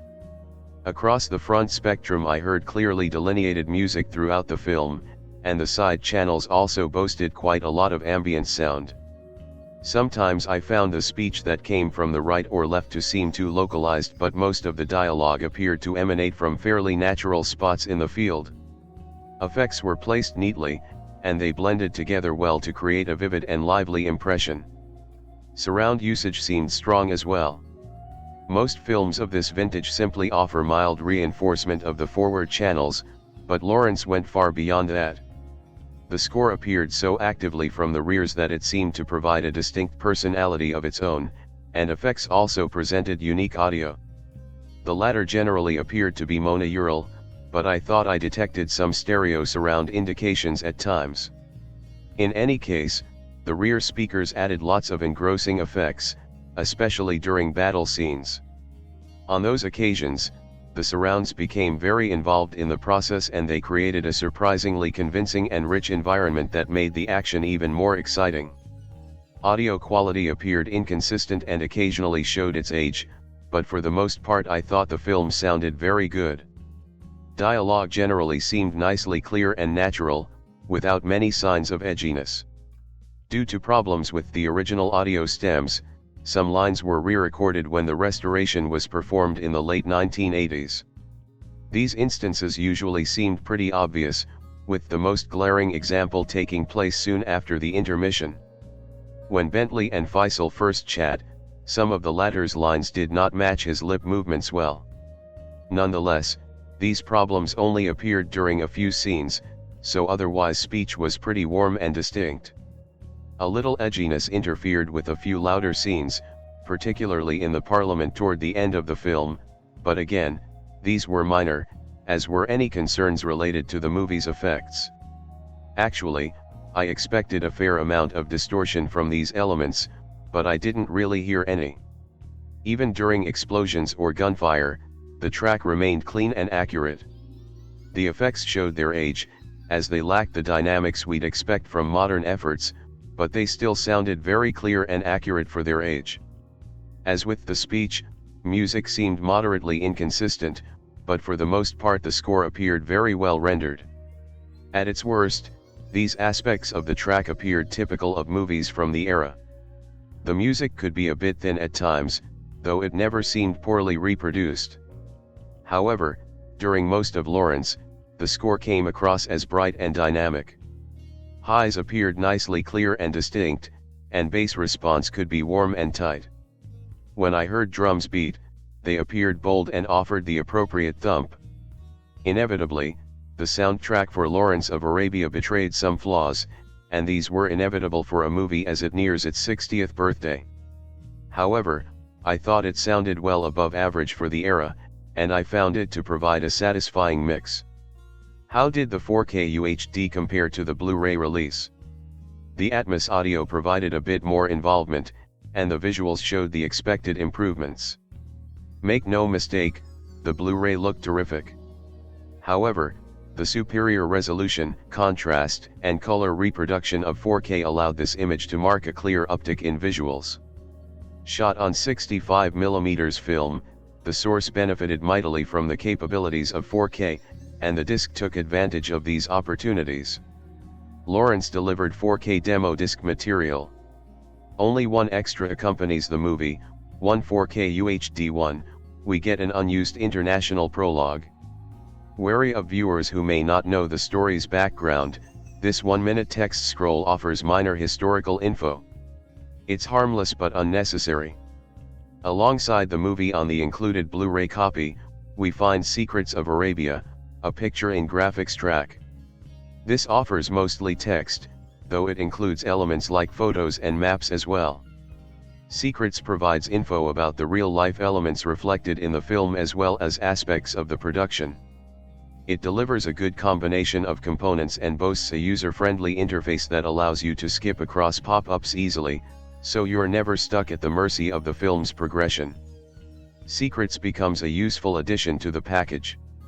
On Blu-ray Disc 2, the most significant extra comes from a documentary produced by Laurent Bouzereau. Creatively named The Making of Lawrence of Arabia, this 1 hour, 1 minute, 29-second show offers a good look at the creation of the film. We hear from actors Peter O'Toole, Omar Sharif, and Anthony Quinn, director David Lean, director of photography Freddie Young, production design John Box, property master Eddie Fowley, editor N.V. Coates, costume designer Phyllis Dalton, second unit director Peter Newbrook, Lean's assistant Norman Spencer, film historian Adrian Turner, and assistant director Roy Stevens. O'Toole and Lean were interviewed in 1989, but the other participants seem to have been filmed closer to the original DVD's 2001 release. The program provides a fairly solid impression of the production. The show doesn't try to offer a thorough chronological examination of the production. Instead, it starts with the basics of the film's beginnings, how Lean and company got interested in the subject and how the actors were cast, and then jumps about other subjects with little rhyme or reason. Although the presentation doesn't seem disorganized and messy, it does feel as though it could have come about in a more logical progression. Nonetheless, there's a lot of good material to be found in the program. We hear a nice mix of facts and anecdotes as the participants give their impressions of various aspects of the shoot.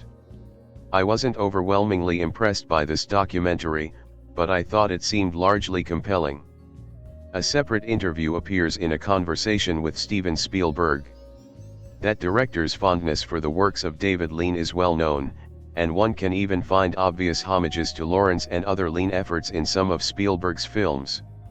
With obvious enthusiasm, Spielberg discusses his experiences with Lawrence and comments upon the reasons for his fascination for the movie in this 8-minute, 49-second bit. It's a solid little piece that was fun to watch. Spielberg provides some good information, and it was fun to see the delight Lawrence continues to inspire in him. Peter O'Toole revisits Lawrence of Arabia goes for 21 minutes, 7 seconds as O'Toole reminisces about his cast/crewmates, the real Lawrence, shooting the film and its legacy. O'Toole remains bright and engaging as he gives us a solid look back at the film. In addition, the disc includes 4 original featurettes. 3 of these appear to have come from the time of the movie's first theatrical appearance. Mon, Jordan, the Camels Are Cast provides a 2-minute look at the four-legged stars of Lawrence. In Search of Lawrence wastes 5 minutes with pompous declamations about the heat. Romance of Arabia offered a little more material about the film, but that 4-minute, 37-second piece also seemed a bit thin. 1970's Wind, Sand, and Star, The Making of a Classic comes from a re-release of the movie and is probably the best of the 4 featurettes.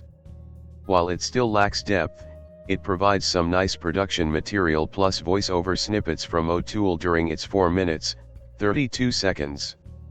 A few other video pieces also appear. We find a fairly dull 1-minute, 8-second newsreel from the film's New York premiere, and in advertising campaigns, we get a 4-minute, 51-second run through the various print promotions used for the movie. That program includes a nice voiceover that discusses the campaigns. An additional Blu-ray offers more bonus materials, or it would if Sony bothered to include it here.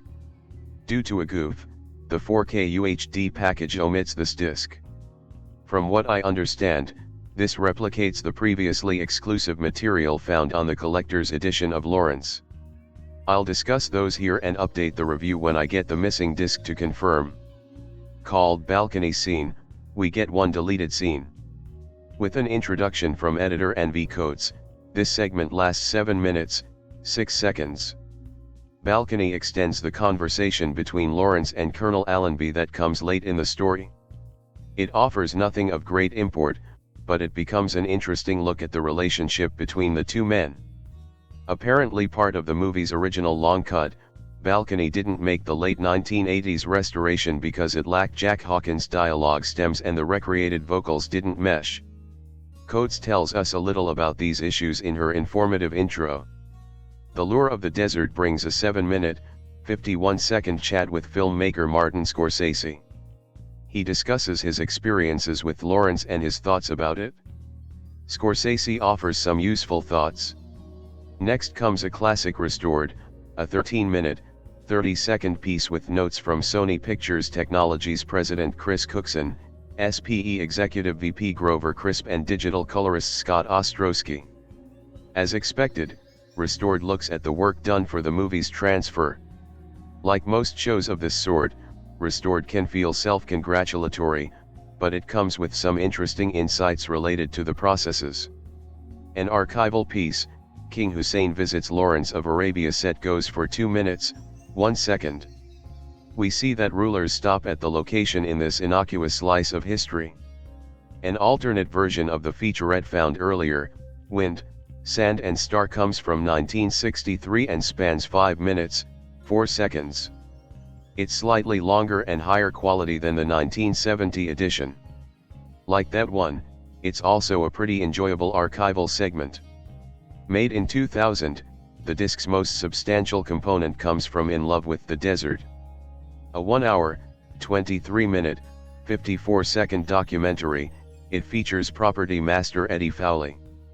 As we visit various movie locations, Fowley gives us a mix of memories about the production and his experiences. Fowley delivers a nice array of notes, though the format can feel a bit sluggish. An interview like this might work better as a commentary. 3 segments appear under archival interviews. We find chats with filmmakers William Friedkin, 543, Sidney Pollack, 238, and Steven Spielberg, 126. All 3 give us some thoughts about the movie and various cinematic techniques, and they bring useful insights. Given that he speaks the longest, Friedkin fares best. Finally, the disc concludes with some ads. We get 4 trailers and 2 TV spots. Except for the 1989 re-release promo, all of these stems from the 1960s. The plaudits Lawrence of Arabia has received over the years are completely appropriate, as this stunning epic fully deserves as much praise as can be heaped upon it. Lawrence is an amazing piece of work that never fails to entertain and delight. As for the 4K UHD, it mixes nearly immaculate visuals, solid audio and a positive set of supplements.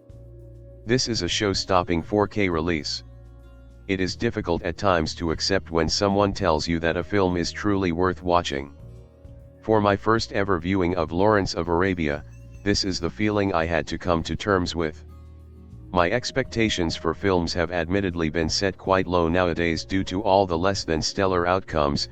On more than one occasion lately, I've found myself wanting more from the movies I'm watching. For David Lean's most acclaimed film, however, I could not say I felt even a shred of dissatisfaction. Lawrence of Arabia, released in 1962, is loosely based on the real adventures of the British Army officer T.E. Lawrence, who actively participated in the Arab Revolt, as well as the Sinai and Palestine campaign during World War I. Lawrence became a controversial figure since some people felt he involved himself in conflicts of which he had no right to participate in. The film stars Peter O'Toole as the titular Lawrence, with Omar Sharif, Alec Guinness, and Anthony Quinn in supporting roles. Lawrence of Arabia itself follows the British officer Lawrence as he is tasked with aiding the Arabian Prince Faisal. Guinness, Lawrence grows to appreciate Arabian culture and people, though he does not fit in with either the natives nor the British. The audience watches Lawrence struggle to find his identity whilst reckoning with the harm he has done. I found the performances to be wonderful all around. O'Toole captures Lawrence's naivete and whimsy with ease. The characters turn towards blatantly ambiguous morals, and his mind, which becomes riddled with the traumas of war, are effortlessly portrayed. It would also be remiss not to speak of Sharif, who portrays Sharif Ali bin al-Karish, the advisor to King Faisal. The character is a complex one.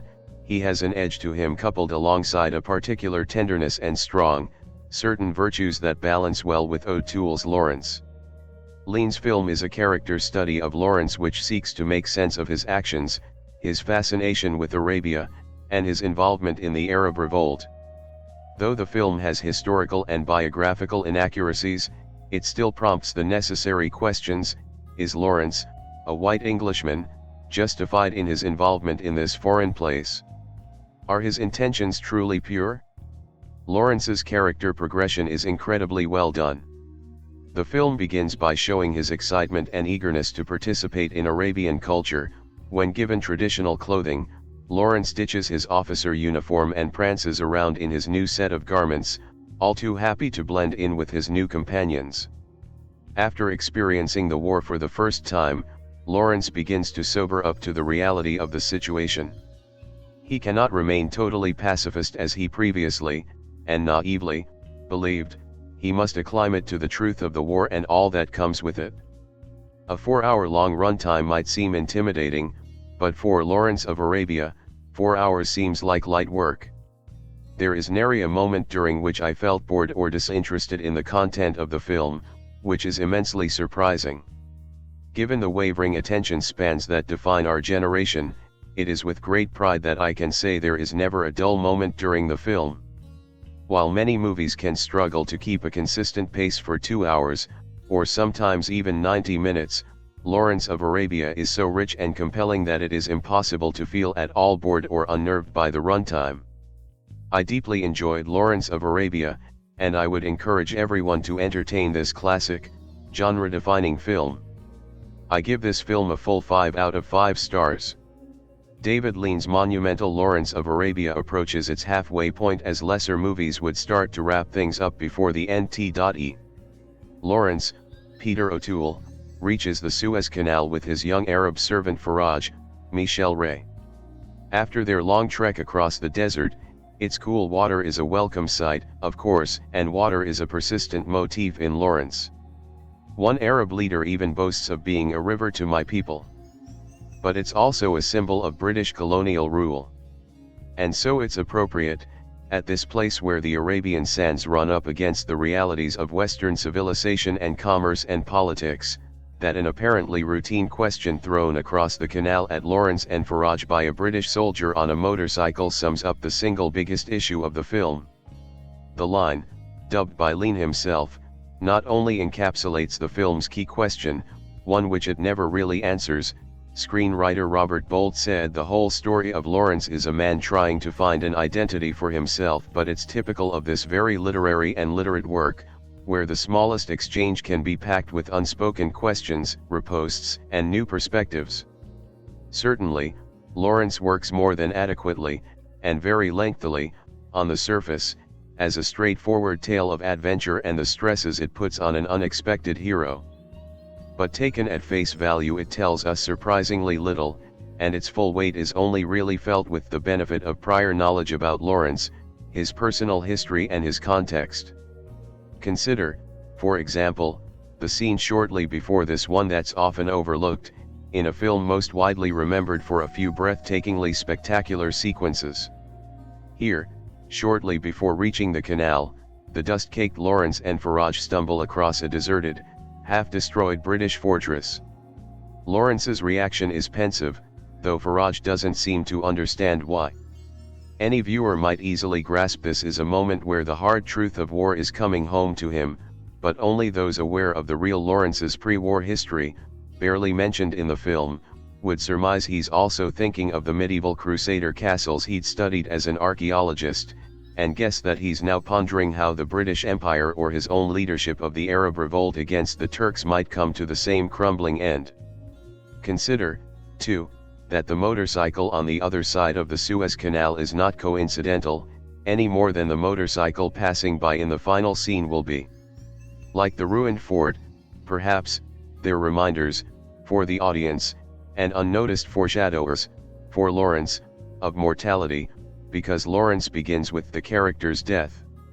Specifically, it begins with an overhead shot of a motorcycle. Lawrence, not yet identifiable as O'Toole, walks across the frame to the machine, fusses with it, and sets off through the English countryside, speeding in and out of light and shadow, a foretaste of both the character's ambiguity and the exquisite photography by Freddie Young, which remains the movie's most celebrated strength. But Lawrence of Arabia juxtaposes violence with beauty here, for the first of many times, as he swerves to avoid two young cyclists and crashes. His goggles, hanging from a branch, were the last thing filmed by Lean.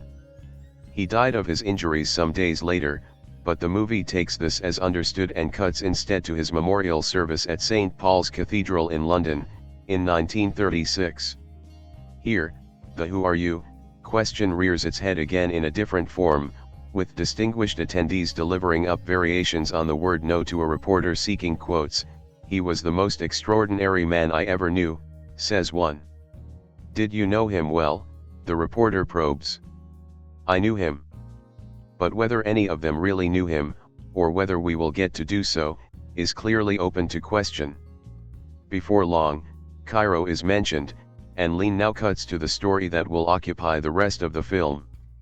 We meet Lawrence, a junior intelligence officer in 1916, joking with a colleague and performing a party trick, putting out a match with his finger.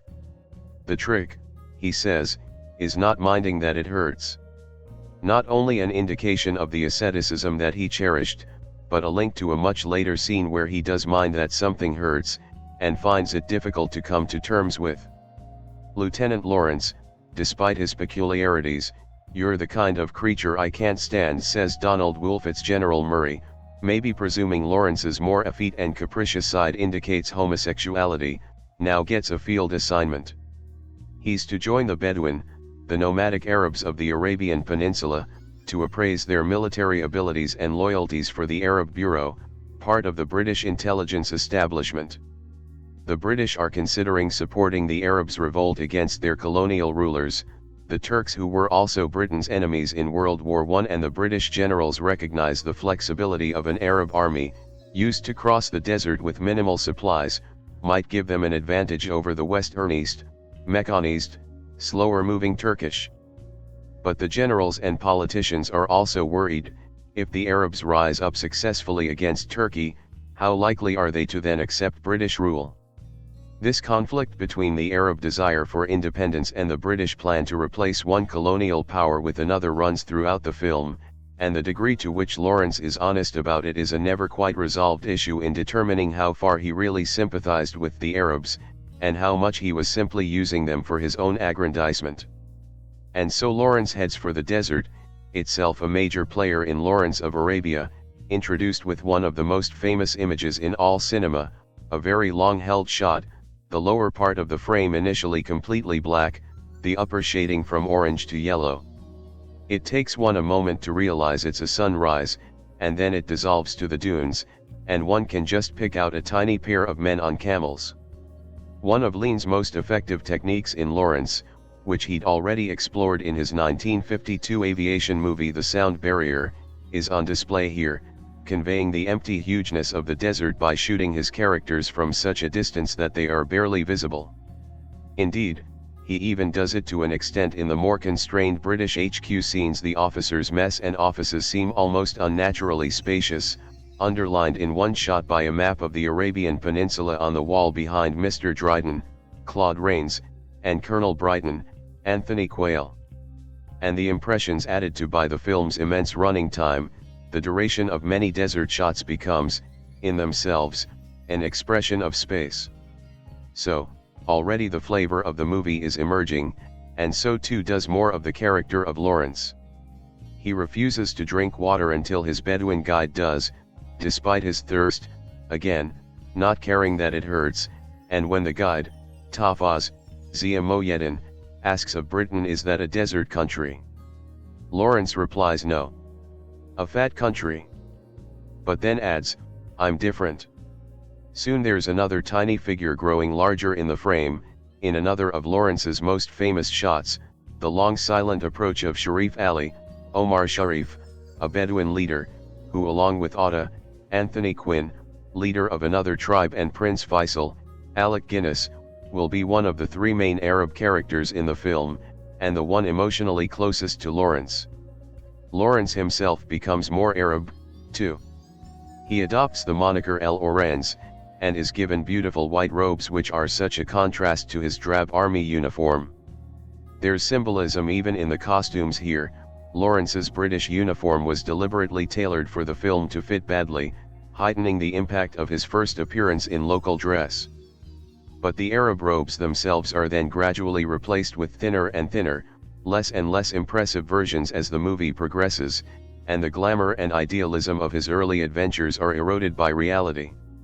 Lawrence has pretty much gone native, as the phrase then was, but he's also different from the Bedouin with whom he now lives and is starting to lead in their revolt, and unify despite their rivalries. He's an outsider. I have no tribe, he observes. And when a fatalistic Arab says it is written, he retorts that nothing is written. Free now of the books that had filled his scholarly life to this point, he can make history as he pleases, he seems to believe. He may have delusions of grandeur, and Lean often shoots him as a messianic figure. When Atta incredulously asks him, "You'll cross Sinai," Lawrence replies, "Why not? Moses did." "They think he's a kind of prophet," says Brighton. "They do, or he does," retorts General Allenby, Jack Hawkins. Not all the Arabs are entirely confident in their unlikely prophet. Faisal, in particular, remains suspicious to the end that Lawrence's true allegiances lie with Britain and not with his people. He and Ali also both, at different times, accuse Lawrence of playing with the Arabs, of secretly despising them as lesser, and there is certainly a nagging uncertainty throughout the movie as to whether Lawrence's real dream is of Arab independence for its own sake, or of his being the man who gives it, his word, to them. But while these themes rumble beneath the surface, much of Lawrence of Arabia is given over to spectacle, the landscape and the war. It's quite old-fashioned, verging on gung-ho in its treatment of the latter. Even the slaughter much later in the film of a column of retreating Turks shows little graphic violence, and Lean's emphasis is on Lawrence's own horror at his blood-slicked dagger, rather than on the dead. It's telling how different Lawrence of Arabia is in its tenor from Benjamin Britten's War Requiem, which also dealt with WWI, and premiered just 6 months earlier. The film displays no real interest in the wider horror of war, beyond its impact on a single man. Similarly, the first big set piece of the movie is the attack on the Turkish-held port of Aqaba, which Lawrence and his Arabs successfully capture by crossing a forbidding desert that the Turks believed no one would venture into. Although the reality of the battle was much more mundane than Lean's depiction, it's a great sequence, yet one characterized much more by velocity than by violence. Lean didn't intend it as a war movie, anyway. He thought of it as effectively a love story with Lawrence and Sharif's Ali as the protagonists. Certainly, their relationship is the most intimately drawn, and their final parting resembles the separation of quarreling lovers. Earlier on, though, is the Arab boy Dud, John Dimke, and Lawrence who ride ecstatically toward one another as if hurtling into each other's arms. Dud may represent the young Arab called Daham with whom the real Lawrence had a close friendship, and to whom the cryptic dedication of his book Seven Pillars of Wisdom may refer. Questions of sexuality and sex, indeed, are often hovering around Lawrence of Arabia without ever quite becoming visible. Most notable, of course, is the sequence where Lawrence is briefly captured by the Turks in the town of Daraya, and the local bey, Jose Ferrer, as good as confesses, the appropriate word for 1917, his own homosexuality to Lawrence before ordering him to be beaten and possibly raped. The salacious idiot grin of the soldier holding him down during the beating points at this, as does the realization on the face of Ali waiting outside, but the music suddenly covers whatever Ali is hearing. Both this incident and any personal relationships Lawrence might have had with Arabs were difficult ones for Bolt and Lean's film to tackle frankly, not only because of the times, but because details of his capture at Daraya, did he exaggerate it or even make it up, have never been certain, while Lawrence's own sexual life, if he had one, has remained something of a mystery. The almost complete absence of women from the film, meanwhile, is surely nothing more meaningful than historical accuracy. What is certain about the Daraya incident is that it marked a turning point for the film and Lawrence. Before, everything went well, but now nothing seems to. Earlier he told a reporter how much he appreciated the cleanliness of the desert, but now he's thrown into the mud. You have a body, like other men, Ali tells him, but he is revolted by his own physicality. He starts to reject the idea that he is a godlike figure and becomes almost obsessive about being normal. Jolly good about the squash court, he enthuses to a pair of fellow officers. But he can't stop the blood from his torn back seeping through his jacket, and his attempts to fit in are clumsy. Lays it on a bit thick, doesn't he? He overhears a colleague saying after the squash court comment. There had been plans for a film about Lawrence long before Lean, despite the subject's claim that I loathe the notion of being celluloid. The British director and producer Alexander Korda longed to pursue the project, but nothing came of it, although oddly Lawrence appeared as a villain in films from Stalin's Soviet Union, 1930's Visitor from Mecca, and later Nazi Germany. Part of the problem was that by the 1930s Turkey was Britain's ally, and there was little official enthusiasm for a movie that would portray them as the enemy. But by the time Lean came to the project things had changed, not only politically but in terms of the perception of Lawrence too. The character had once enjoyed a boy's own reputation, polished by the writer Lowell Thomas in his newspaper articles and his 1924 book With Lawrence in Arabia. Thomas is the model for the journalist Bentley in the film, played by Arthur Kennedy. But in 1955 Richard Aldington published his Lawrence of Arabia, a biographical inquiry, the first of what eventually became a small flood of books exposing a much more complex and flawed Lawrence. The public was, thus, prepared for the idea that Lawrence wasn't an unalloyed hero. All the same, Bold hurrying to get the job done quickly based his screenplay largely on 7 Pillars of Wisdom, omitting or altering much detail. The character of Ali is a composite, for example, and so is that of Gassim, I.S. Jower, and though Quayle's Colonel Brighton is presented as the only other Briton with Lawrence and the Arabs, in reality, there were many more. Bolt also, of course, omitted nearly all of Lawrence's life before and after the Arab Revolt. Lawrence wasn't an entirely reliable source in the first place, and the filmmakers further massaged reality for dramatic purposes, so inevitably there were criticisms of inaccuracy. One of the most frequently made, bizarrely, is that O'Toole was much taller than the real man. For the most part, however, Lawrence of Arabia was received enthusiastically. The great British critic Dilys Powell wrote of the camera work, "I think it is the first time for the cinema to communicate ecstasy, while Alan Dent in the Sunday Telegraph called it just about the best looking film in the whole of my experience. Indeed, the stupendous 70mm Super Panavision visuals are surely the most impressive thing in the film, more so than the acting, and they, along with Lean's direction, must account for the high regard in which it is held by other filmmakers such as Steve Spielberg and Martin Scorsese. Lean, termed by one critic the poet of the far horizon, and his photographers, including Nicholas Roeg in Second Unit, use the desert as lyrically and grandiosely as John Ford employed Monument Valley. Lawrence, which mostly takes place in modern Syria and Jordan, was filmed in Jordan, Spain, and Morocco. But it's not only the sand and rock which mesmerize, there are the brightly clad horses and camels too, the flags, the splendor of Faisal's cloak and sword. Maurice Jarre's score also stands the test of time, complete with overture and entr'acte for the intermission. A long roster of better-known names had been considered: Bernard Herrmann, Malcolm Arnold, who wrote for Lean's The Bridge on the River Kwai, Another Tale of a Man Driven by Obsession, William Walton, Britton, Aram Khachaturian. Richard Rodgers even wrote some music which wasn't used. But it was the relatively obscure Jarre, mixing grand cod Oriental themes with more poignant passages, jaunty British militarism with moments much more reminiscent of the Hollywood Western, who caught the movie's own mixture of feelings so well.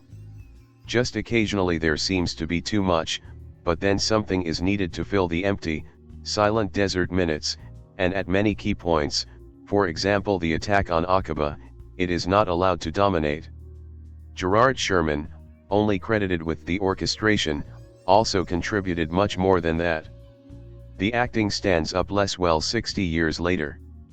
The young O'Toole, in his first major film role, one for which Korda had wanted Leslie Howard, and Dirk Bogarde and Albert Finney had later been moved, is indubitably memorable.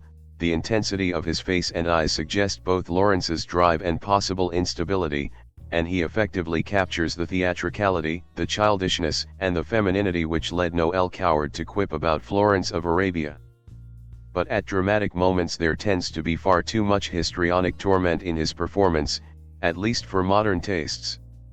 The casting of the Arabs is certainly not to modern tastes either. Guinness was, of course, white British, and Quinn was Mexican American, although Sharif was Egyptian. But, even if Quinn's proud and venal aura is a bit overdone, both Sharif and Guinness excel in their roles, despite the latter's peculiar accent.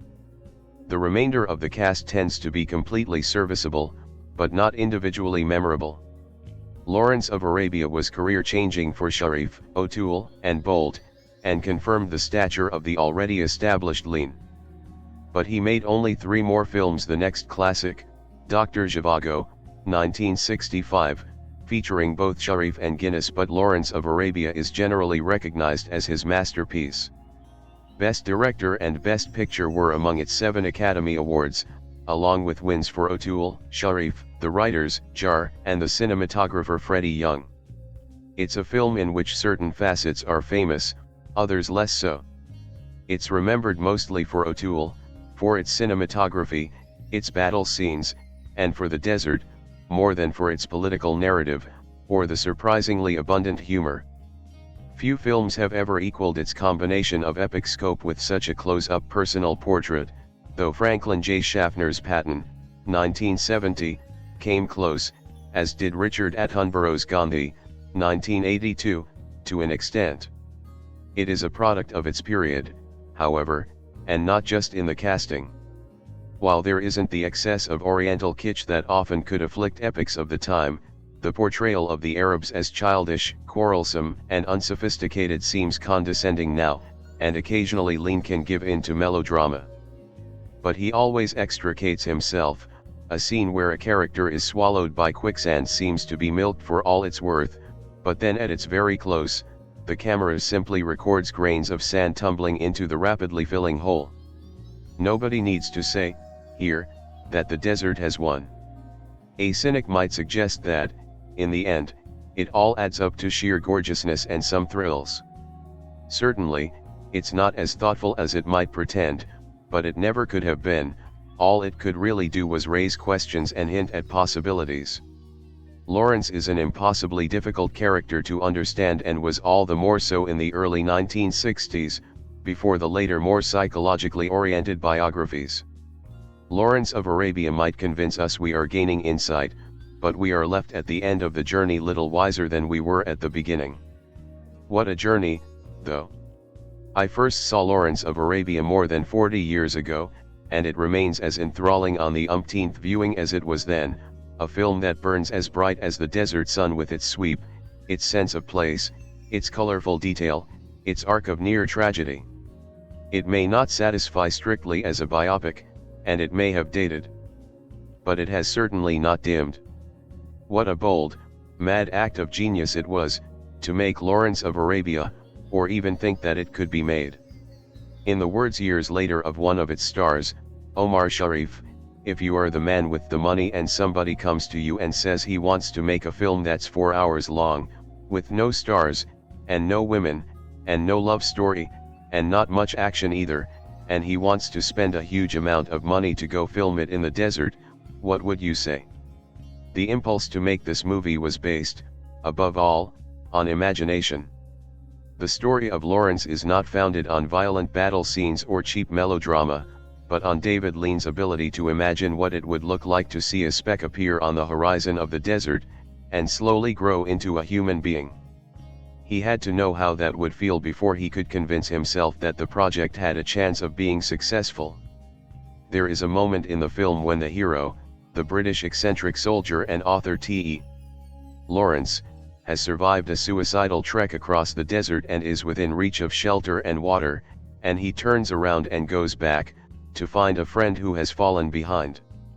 This sequence builds up to the shot in which the shimmering heat of the desert reluctantly yields the speck that becomes a man, a shot that is held for a long time before we can even begin to see the tiny figure. On television, this shot doesn't work at all, nothing can be seen. In a movie theater, looking at the stark clarity of a 70mm print, we lean forward and strain to bring a detail out of the waves of heat, and for a moment we experience some of the actual vastness of the desert, and its unforgiving harshness. By being able to imagine that sequence, Lean was able to imagine why the movie would work. Lawrence of Arabia is not a simple biography or an adventure movie, although it contains both elements, but a movie that uses the desert as a stage for the flamboyance of a driven, quirky man. Although it is true that Lawrence was instrumental in enlisting the desert tribes on the British side in the 1914-17 campaign against the Turks, the movie suggests that he acted less out of patriotism than out of a need to reject conventional British society, choosing to identify with the wildness and theatricality of the Arabs. There was also a sexual component, involving his masochism. T.E. Lawrence must be the strangest hero ever to stand at the center of an epic. To play him, Lean cast one of the strangest of actors, Peter O'Toole, a lanky, almost clumsy man with a beautiful sculptured face and a speaking manner that hesitates between amusement and insolence. O'Toole's assignment was a delicate one. Although it was widely believed that Lawrence was a homosexual, a multimillion-dollar epic filmed in 1962 could not be frank about that. And yet Lean and his writer, Robert Bolt, didn't simply cave in and rewrite Lawrence into a routine action hero. Everything is here for those willing to look for it.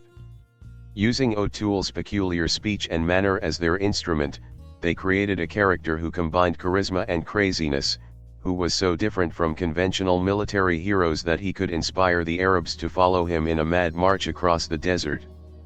There is a moment in the movie when O'Toole, dressed in the flowing white robes of a desert sheik, does a victory dance on top of a captured Turkish train, and he almost seems to be posing for fashion photos. This is a curious scene because it seems to flaunt gay stereotypes, and yet none of the other characters in the movie seem to notice, nor do they take much notice of the two young desert urchins that Lawrence takes under his protection. What Lean, Bolt and O'Toole create is a sexually and socially unconventional man who is simply presented as what he is, without labels or comment. Could such a man rally the splintered desert tribes and win a war against the Turks? Lawrence did. But he did it partially with mirrors. The movie suggests, one of the key characters is an American journalist, Arthur Kennedy, obviously inspired by Lowell Thomas, who single-handedly laundered and retailed the Lawrence myth to the English language press. The journalist admits he is looking for a hero to write about. Lawrence is happy to play the role. And only role-playing would have done the job. An ordinary military hero would have been too small for this canvas. For a movie that runs 216 minutes, plus intermission, Lawrence of Arabia is not dense with plot details. It is a spare movie in clean, uncluttered lines, and there is never a moment when we're in doubt about the logistical details of the various campaigns. Lawrence is able to unite various desert factions, the movie argues, because, 1. He is so obviously an outsider that he cannot even understand, let alone take sides with, the various ancient rivalries, and, 2. Because he is able to show the Arabs that it is in their own self-interest to join the war against the Turks. Along the way he makes allies of such desert leaders as Sharif Ali, Omar Sharif, Prince Faisal, Alec Guinness, and Atta Abu Ta'i, Anthony Quinn, both by winning their respect and by appealing to their logic. The dialogue in these scenes is not complex, and sometimes Bolt makes it so spare it sounds like poetry. I've noticed that when people remember Lawrence of Arabia, they don't talk about the details of the plot. They get a certain look in their eye, as if they are remembering the whole experience, and have never quite been able to put it into words.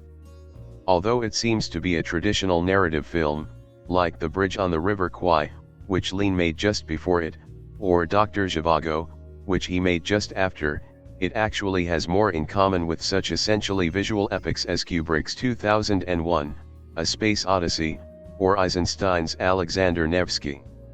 It is spectacle and experience, and its ideas are about things you can see or feel, not things you can say.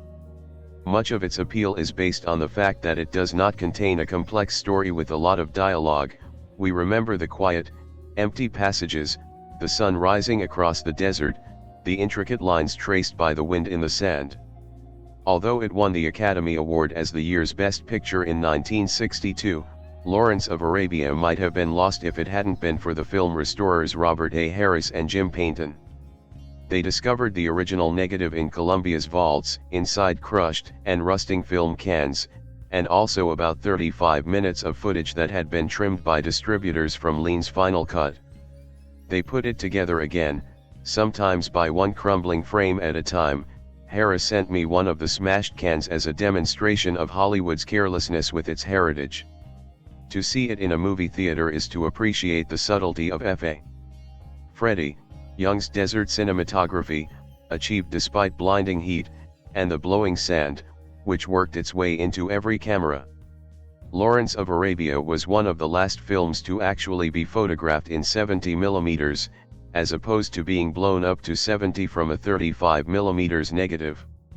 There was a hunger within filmmakers like Lean, and Kubrick, Coppola, Tarkovsky, Kurosawa and Stone, to break through the boundaries, to dare a big idea and have the effrontery to impose it on timid studio executives. The word epic in recent years has become synonymous with big-budget B-picture.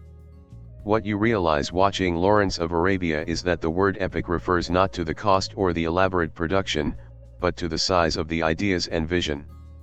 Werner Herzog's Aguirre, The Wrath of God didn't cost as much as the catering in Pearl Harbor, but it is an epic, and Pearl Harbor is not. As for Lawrence, after its glorious re-release in 70mm in 1989, it has returned again to video, where it crouches inside its box like a tall man in a low room. You can view it on video and get an idea of its story and a hint of its majesty, but to get the feeling of Lean's masterpiece you need to somehow, somewhere, see it in 70mm on a big screen. This experience is on the short list of things that must be done during the lifetime of every lover of film. I remember first seeing this film in college. I was taking a class on filmmakers of the 50s and 60s. We were studying David Lean and we watched Lawrence of Arabia over 2 class periods over 2 weeks. We were then asked to write a paper where the first half had to answer the question, what do you think was T.E. Lawrence's motivation? And I remember that being one of the easiest papers I ever wrote. Despite my dislike for Bridge on the River Kwai, I enjoy David Lean as a filmmaker very much. He directed films with an editor's eye, and that is most evident with Lawrence of Arabia. It's clear the amount of thought that went into each scene transition in the film. Lawrence of Arabia is also a film that was made to be seen on the big screen. The use of sweeping landscape shots, wide angles, and anamorphic lenses makes that very clear. I have been lucky enough to see this film on the big screen at the Egyptian Theatre in Hollywood, and it was an incredible experience. Now, I said earlier that the easiest paper I ever wrote in college was partly answering the question, what do you think is T.E. Lawrence's motivation? So, let's talk about T.E. Lawrence. The titular Lawrence in Lawrence of Arabia was played by Peter O'Toole in his very first feature film starring role, which is impressive just by itself. In the simplest terms, Lawrence has a major god complex. This is made crystal clear throughout the film with lines like, "Do you think I'm just anyone, Ali? They can only kill me with a golden bullet," and constant religious imagery being used. Let's get one thing clear right now, Lawrence is not a great man. He is flawed. Unbelievably flawed, and he does not see it. I truly enjoy the fact that the film does not frame Lawrence as a hero in any way. Early on in the beginning of the film there's a line about Lawrence from someone who attended his funeral, the most shameless exhibitionist since Barnum and Bailey. He had a god complex. He hated the skin he was in. He wanted to be perceived as an Arabic man, not a Caucasian one. He wanted to be the one person to give the Arabs their freedom. He immersed himself into the culture so much, he loses who he is. And then he is reminded, very painfully, that he is not an Arabic man, he is not a god, and he can bleed just like everybody else. Ultimately, Lawrence is used as a pawn by both the British Army and by Prince Faisal. At this point, do I even need to talk about why this made me uncomfortable? I mean, yeah, it was 1962, but there wasn't another Arabic actor in all of Hollywood that could play this part. Then again, they also have Anthony Quinn, who was a Mexican-American actor, playing Ata Abu Ta'i. So, I guess I should just be happy that they at least cast Omar Sharif in this film as Sharif Ali. Omar Sharif shines in this film as Sharif Ali. Although, Sharif Ali greatly boosts Lawrence's ever-growing ego throughout the film, he also keeps Lawrence grounded. It's a dynamic that certainly has romantic undertones to it, at times. And that's a whole other aspect of the film to unpack at, hopefully, a later date. My favorite aspect of this film, and one of the reasons it remains a film that I love, is the score by Maurice Jarre. Do me a favor and listen to just the overture. Please. There is no beating around the sand dune. Lawrence of Arabia is probably my favorite film of all time. It's also the apogee of David Lean's career and, arguably, the entire genre of epic filmmaking. No other epic is as massively, awe-inspiringly grand as this, and perhaps no other combines the stunning scale with such intense, fascinating and astute character insight. It's a film that succeeds on every front and leaves any viewer with such a searing visual impression that, once seen, it's almost impossible to forget. And, of course, everyone should see it. It was decades in the making before Sam Spiegel and David Lean marshaled it to the screen. Based on T.E. Lawrence's 7 Pillars of Wisdom, it's strikingly modern in that it's a biography of Lawrence without attempting the full cradle-to-grave. Instead, told in what it's easy to forget is interrogative flashback after Lawrence's death in a motorcycle accident, it focuses exclusively on Lawrence's, Peter O'Toole, campaigns with the Great Arab Revolt during World War I, but in a style heavily influenced by Shakespeare's fast and loose approach to history, where events drill down into that elusive question, what sort of man exactly was Lawrence? In other words, who are you? And fascinatingly, for a film increasingly misremembered today as some sort of imperialist fanfare blower or white savior narrative, the answer is frequently not particularly flattering. In line with his historical self, this Lawrence is a deeply conflicted figure, perfectly captured in Peter O'Toole's breathtakingly superb performance as a quirky, thoughtful introvert who frequently role-plays as an extrovert barreling into the limelight. He's a man capable of staggering insight, devoid of the knee-jerk racism of his fellow Brits. But he's also a bombastic egotist with a major messianic complex who compares himself to Moses. That's not even touching on his repressed sexuality, sadism, or his deep discomfort at his inbuilt relish for violence and bloodshed. Throughout, O'Toole treats triumph with a giggling schoolboy relish, then collapse into dead-eyed, silent gloom when grimmer repercussions emerge.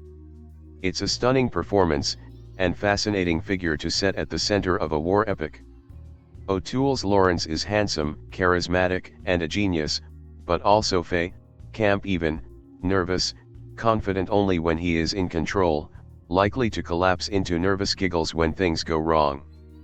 O'Toole also brilliantly conveys the growing darkness and cruelty in Lawrence, shocked and appalled by his excited relish in killing Gassim or his excited anticipation at the slaughter of a group of Turks.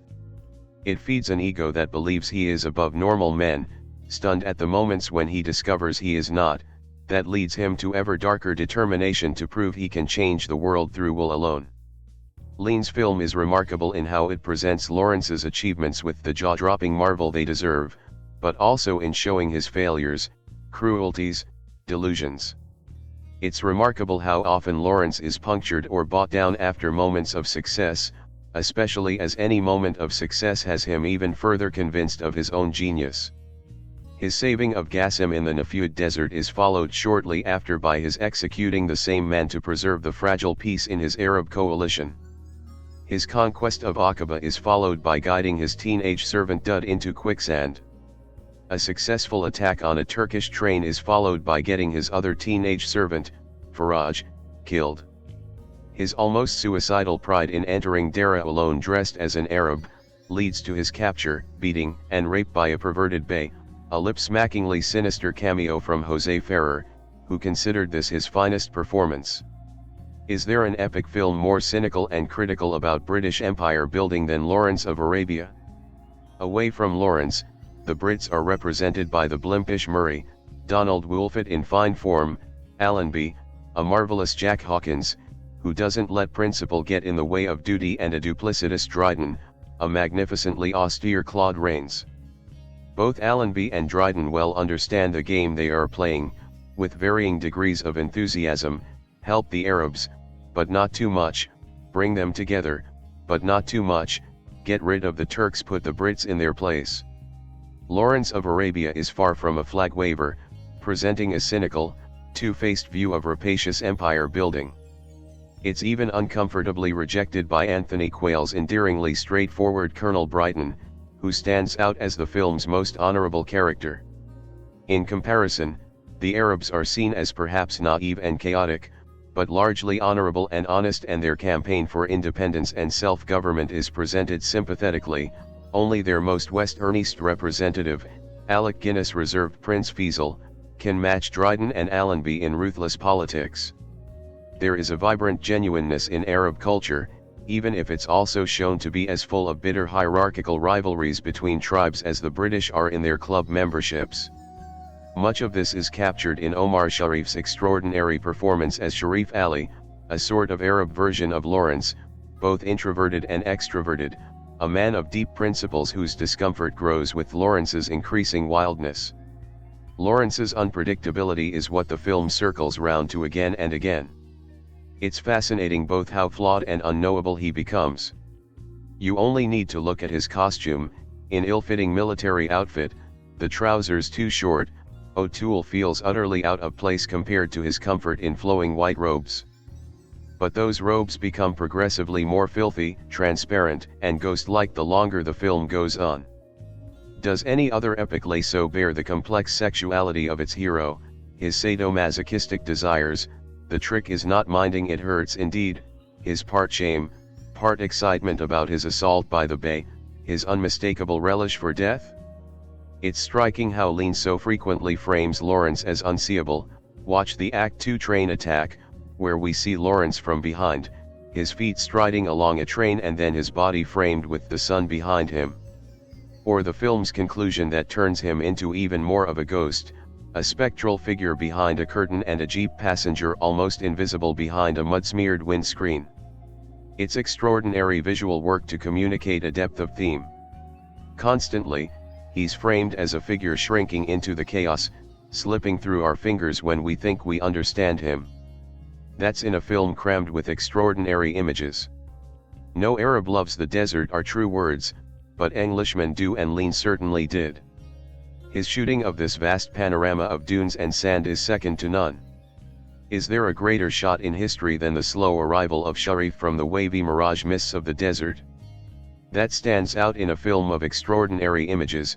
Lawrence's progress through the mountains, the tracking shot of the attack on Aqaba, that ends on the powerless guns, a train puffing through the desert, even the small moments, Lawrence's goggles dangling on a branch after his accident is a gorgeously brilliantly evocative image.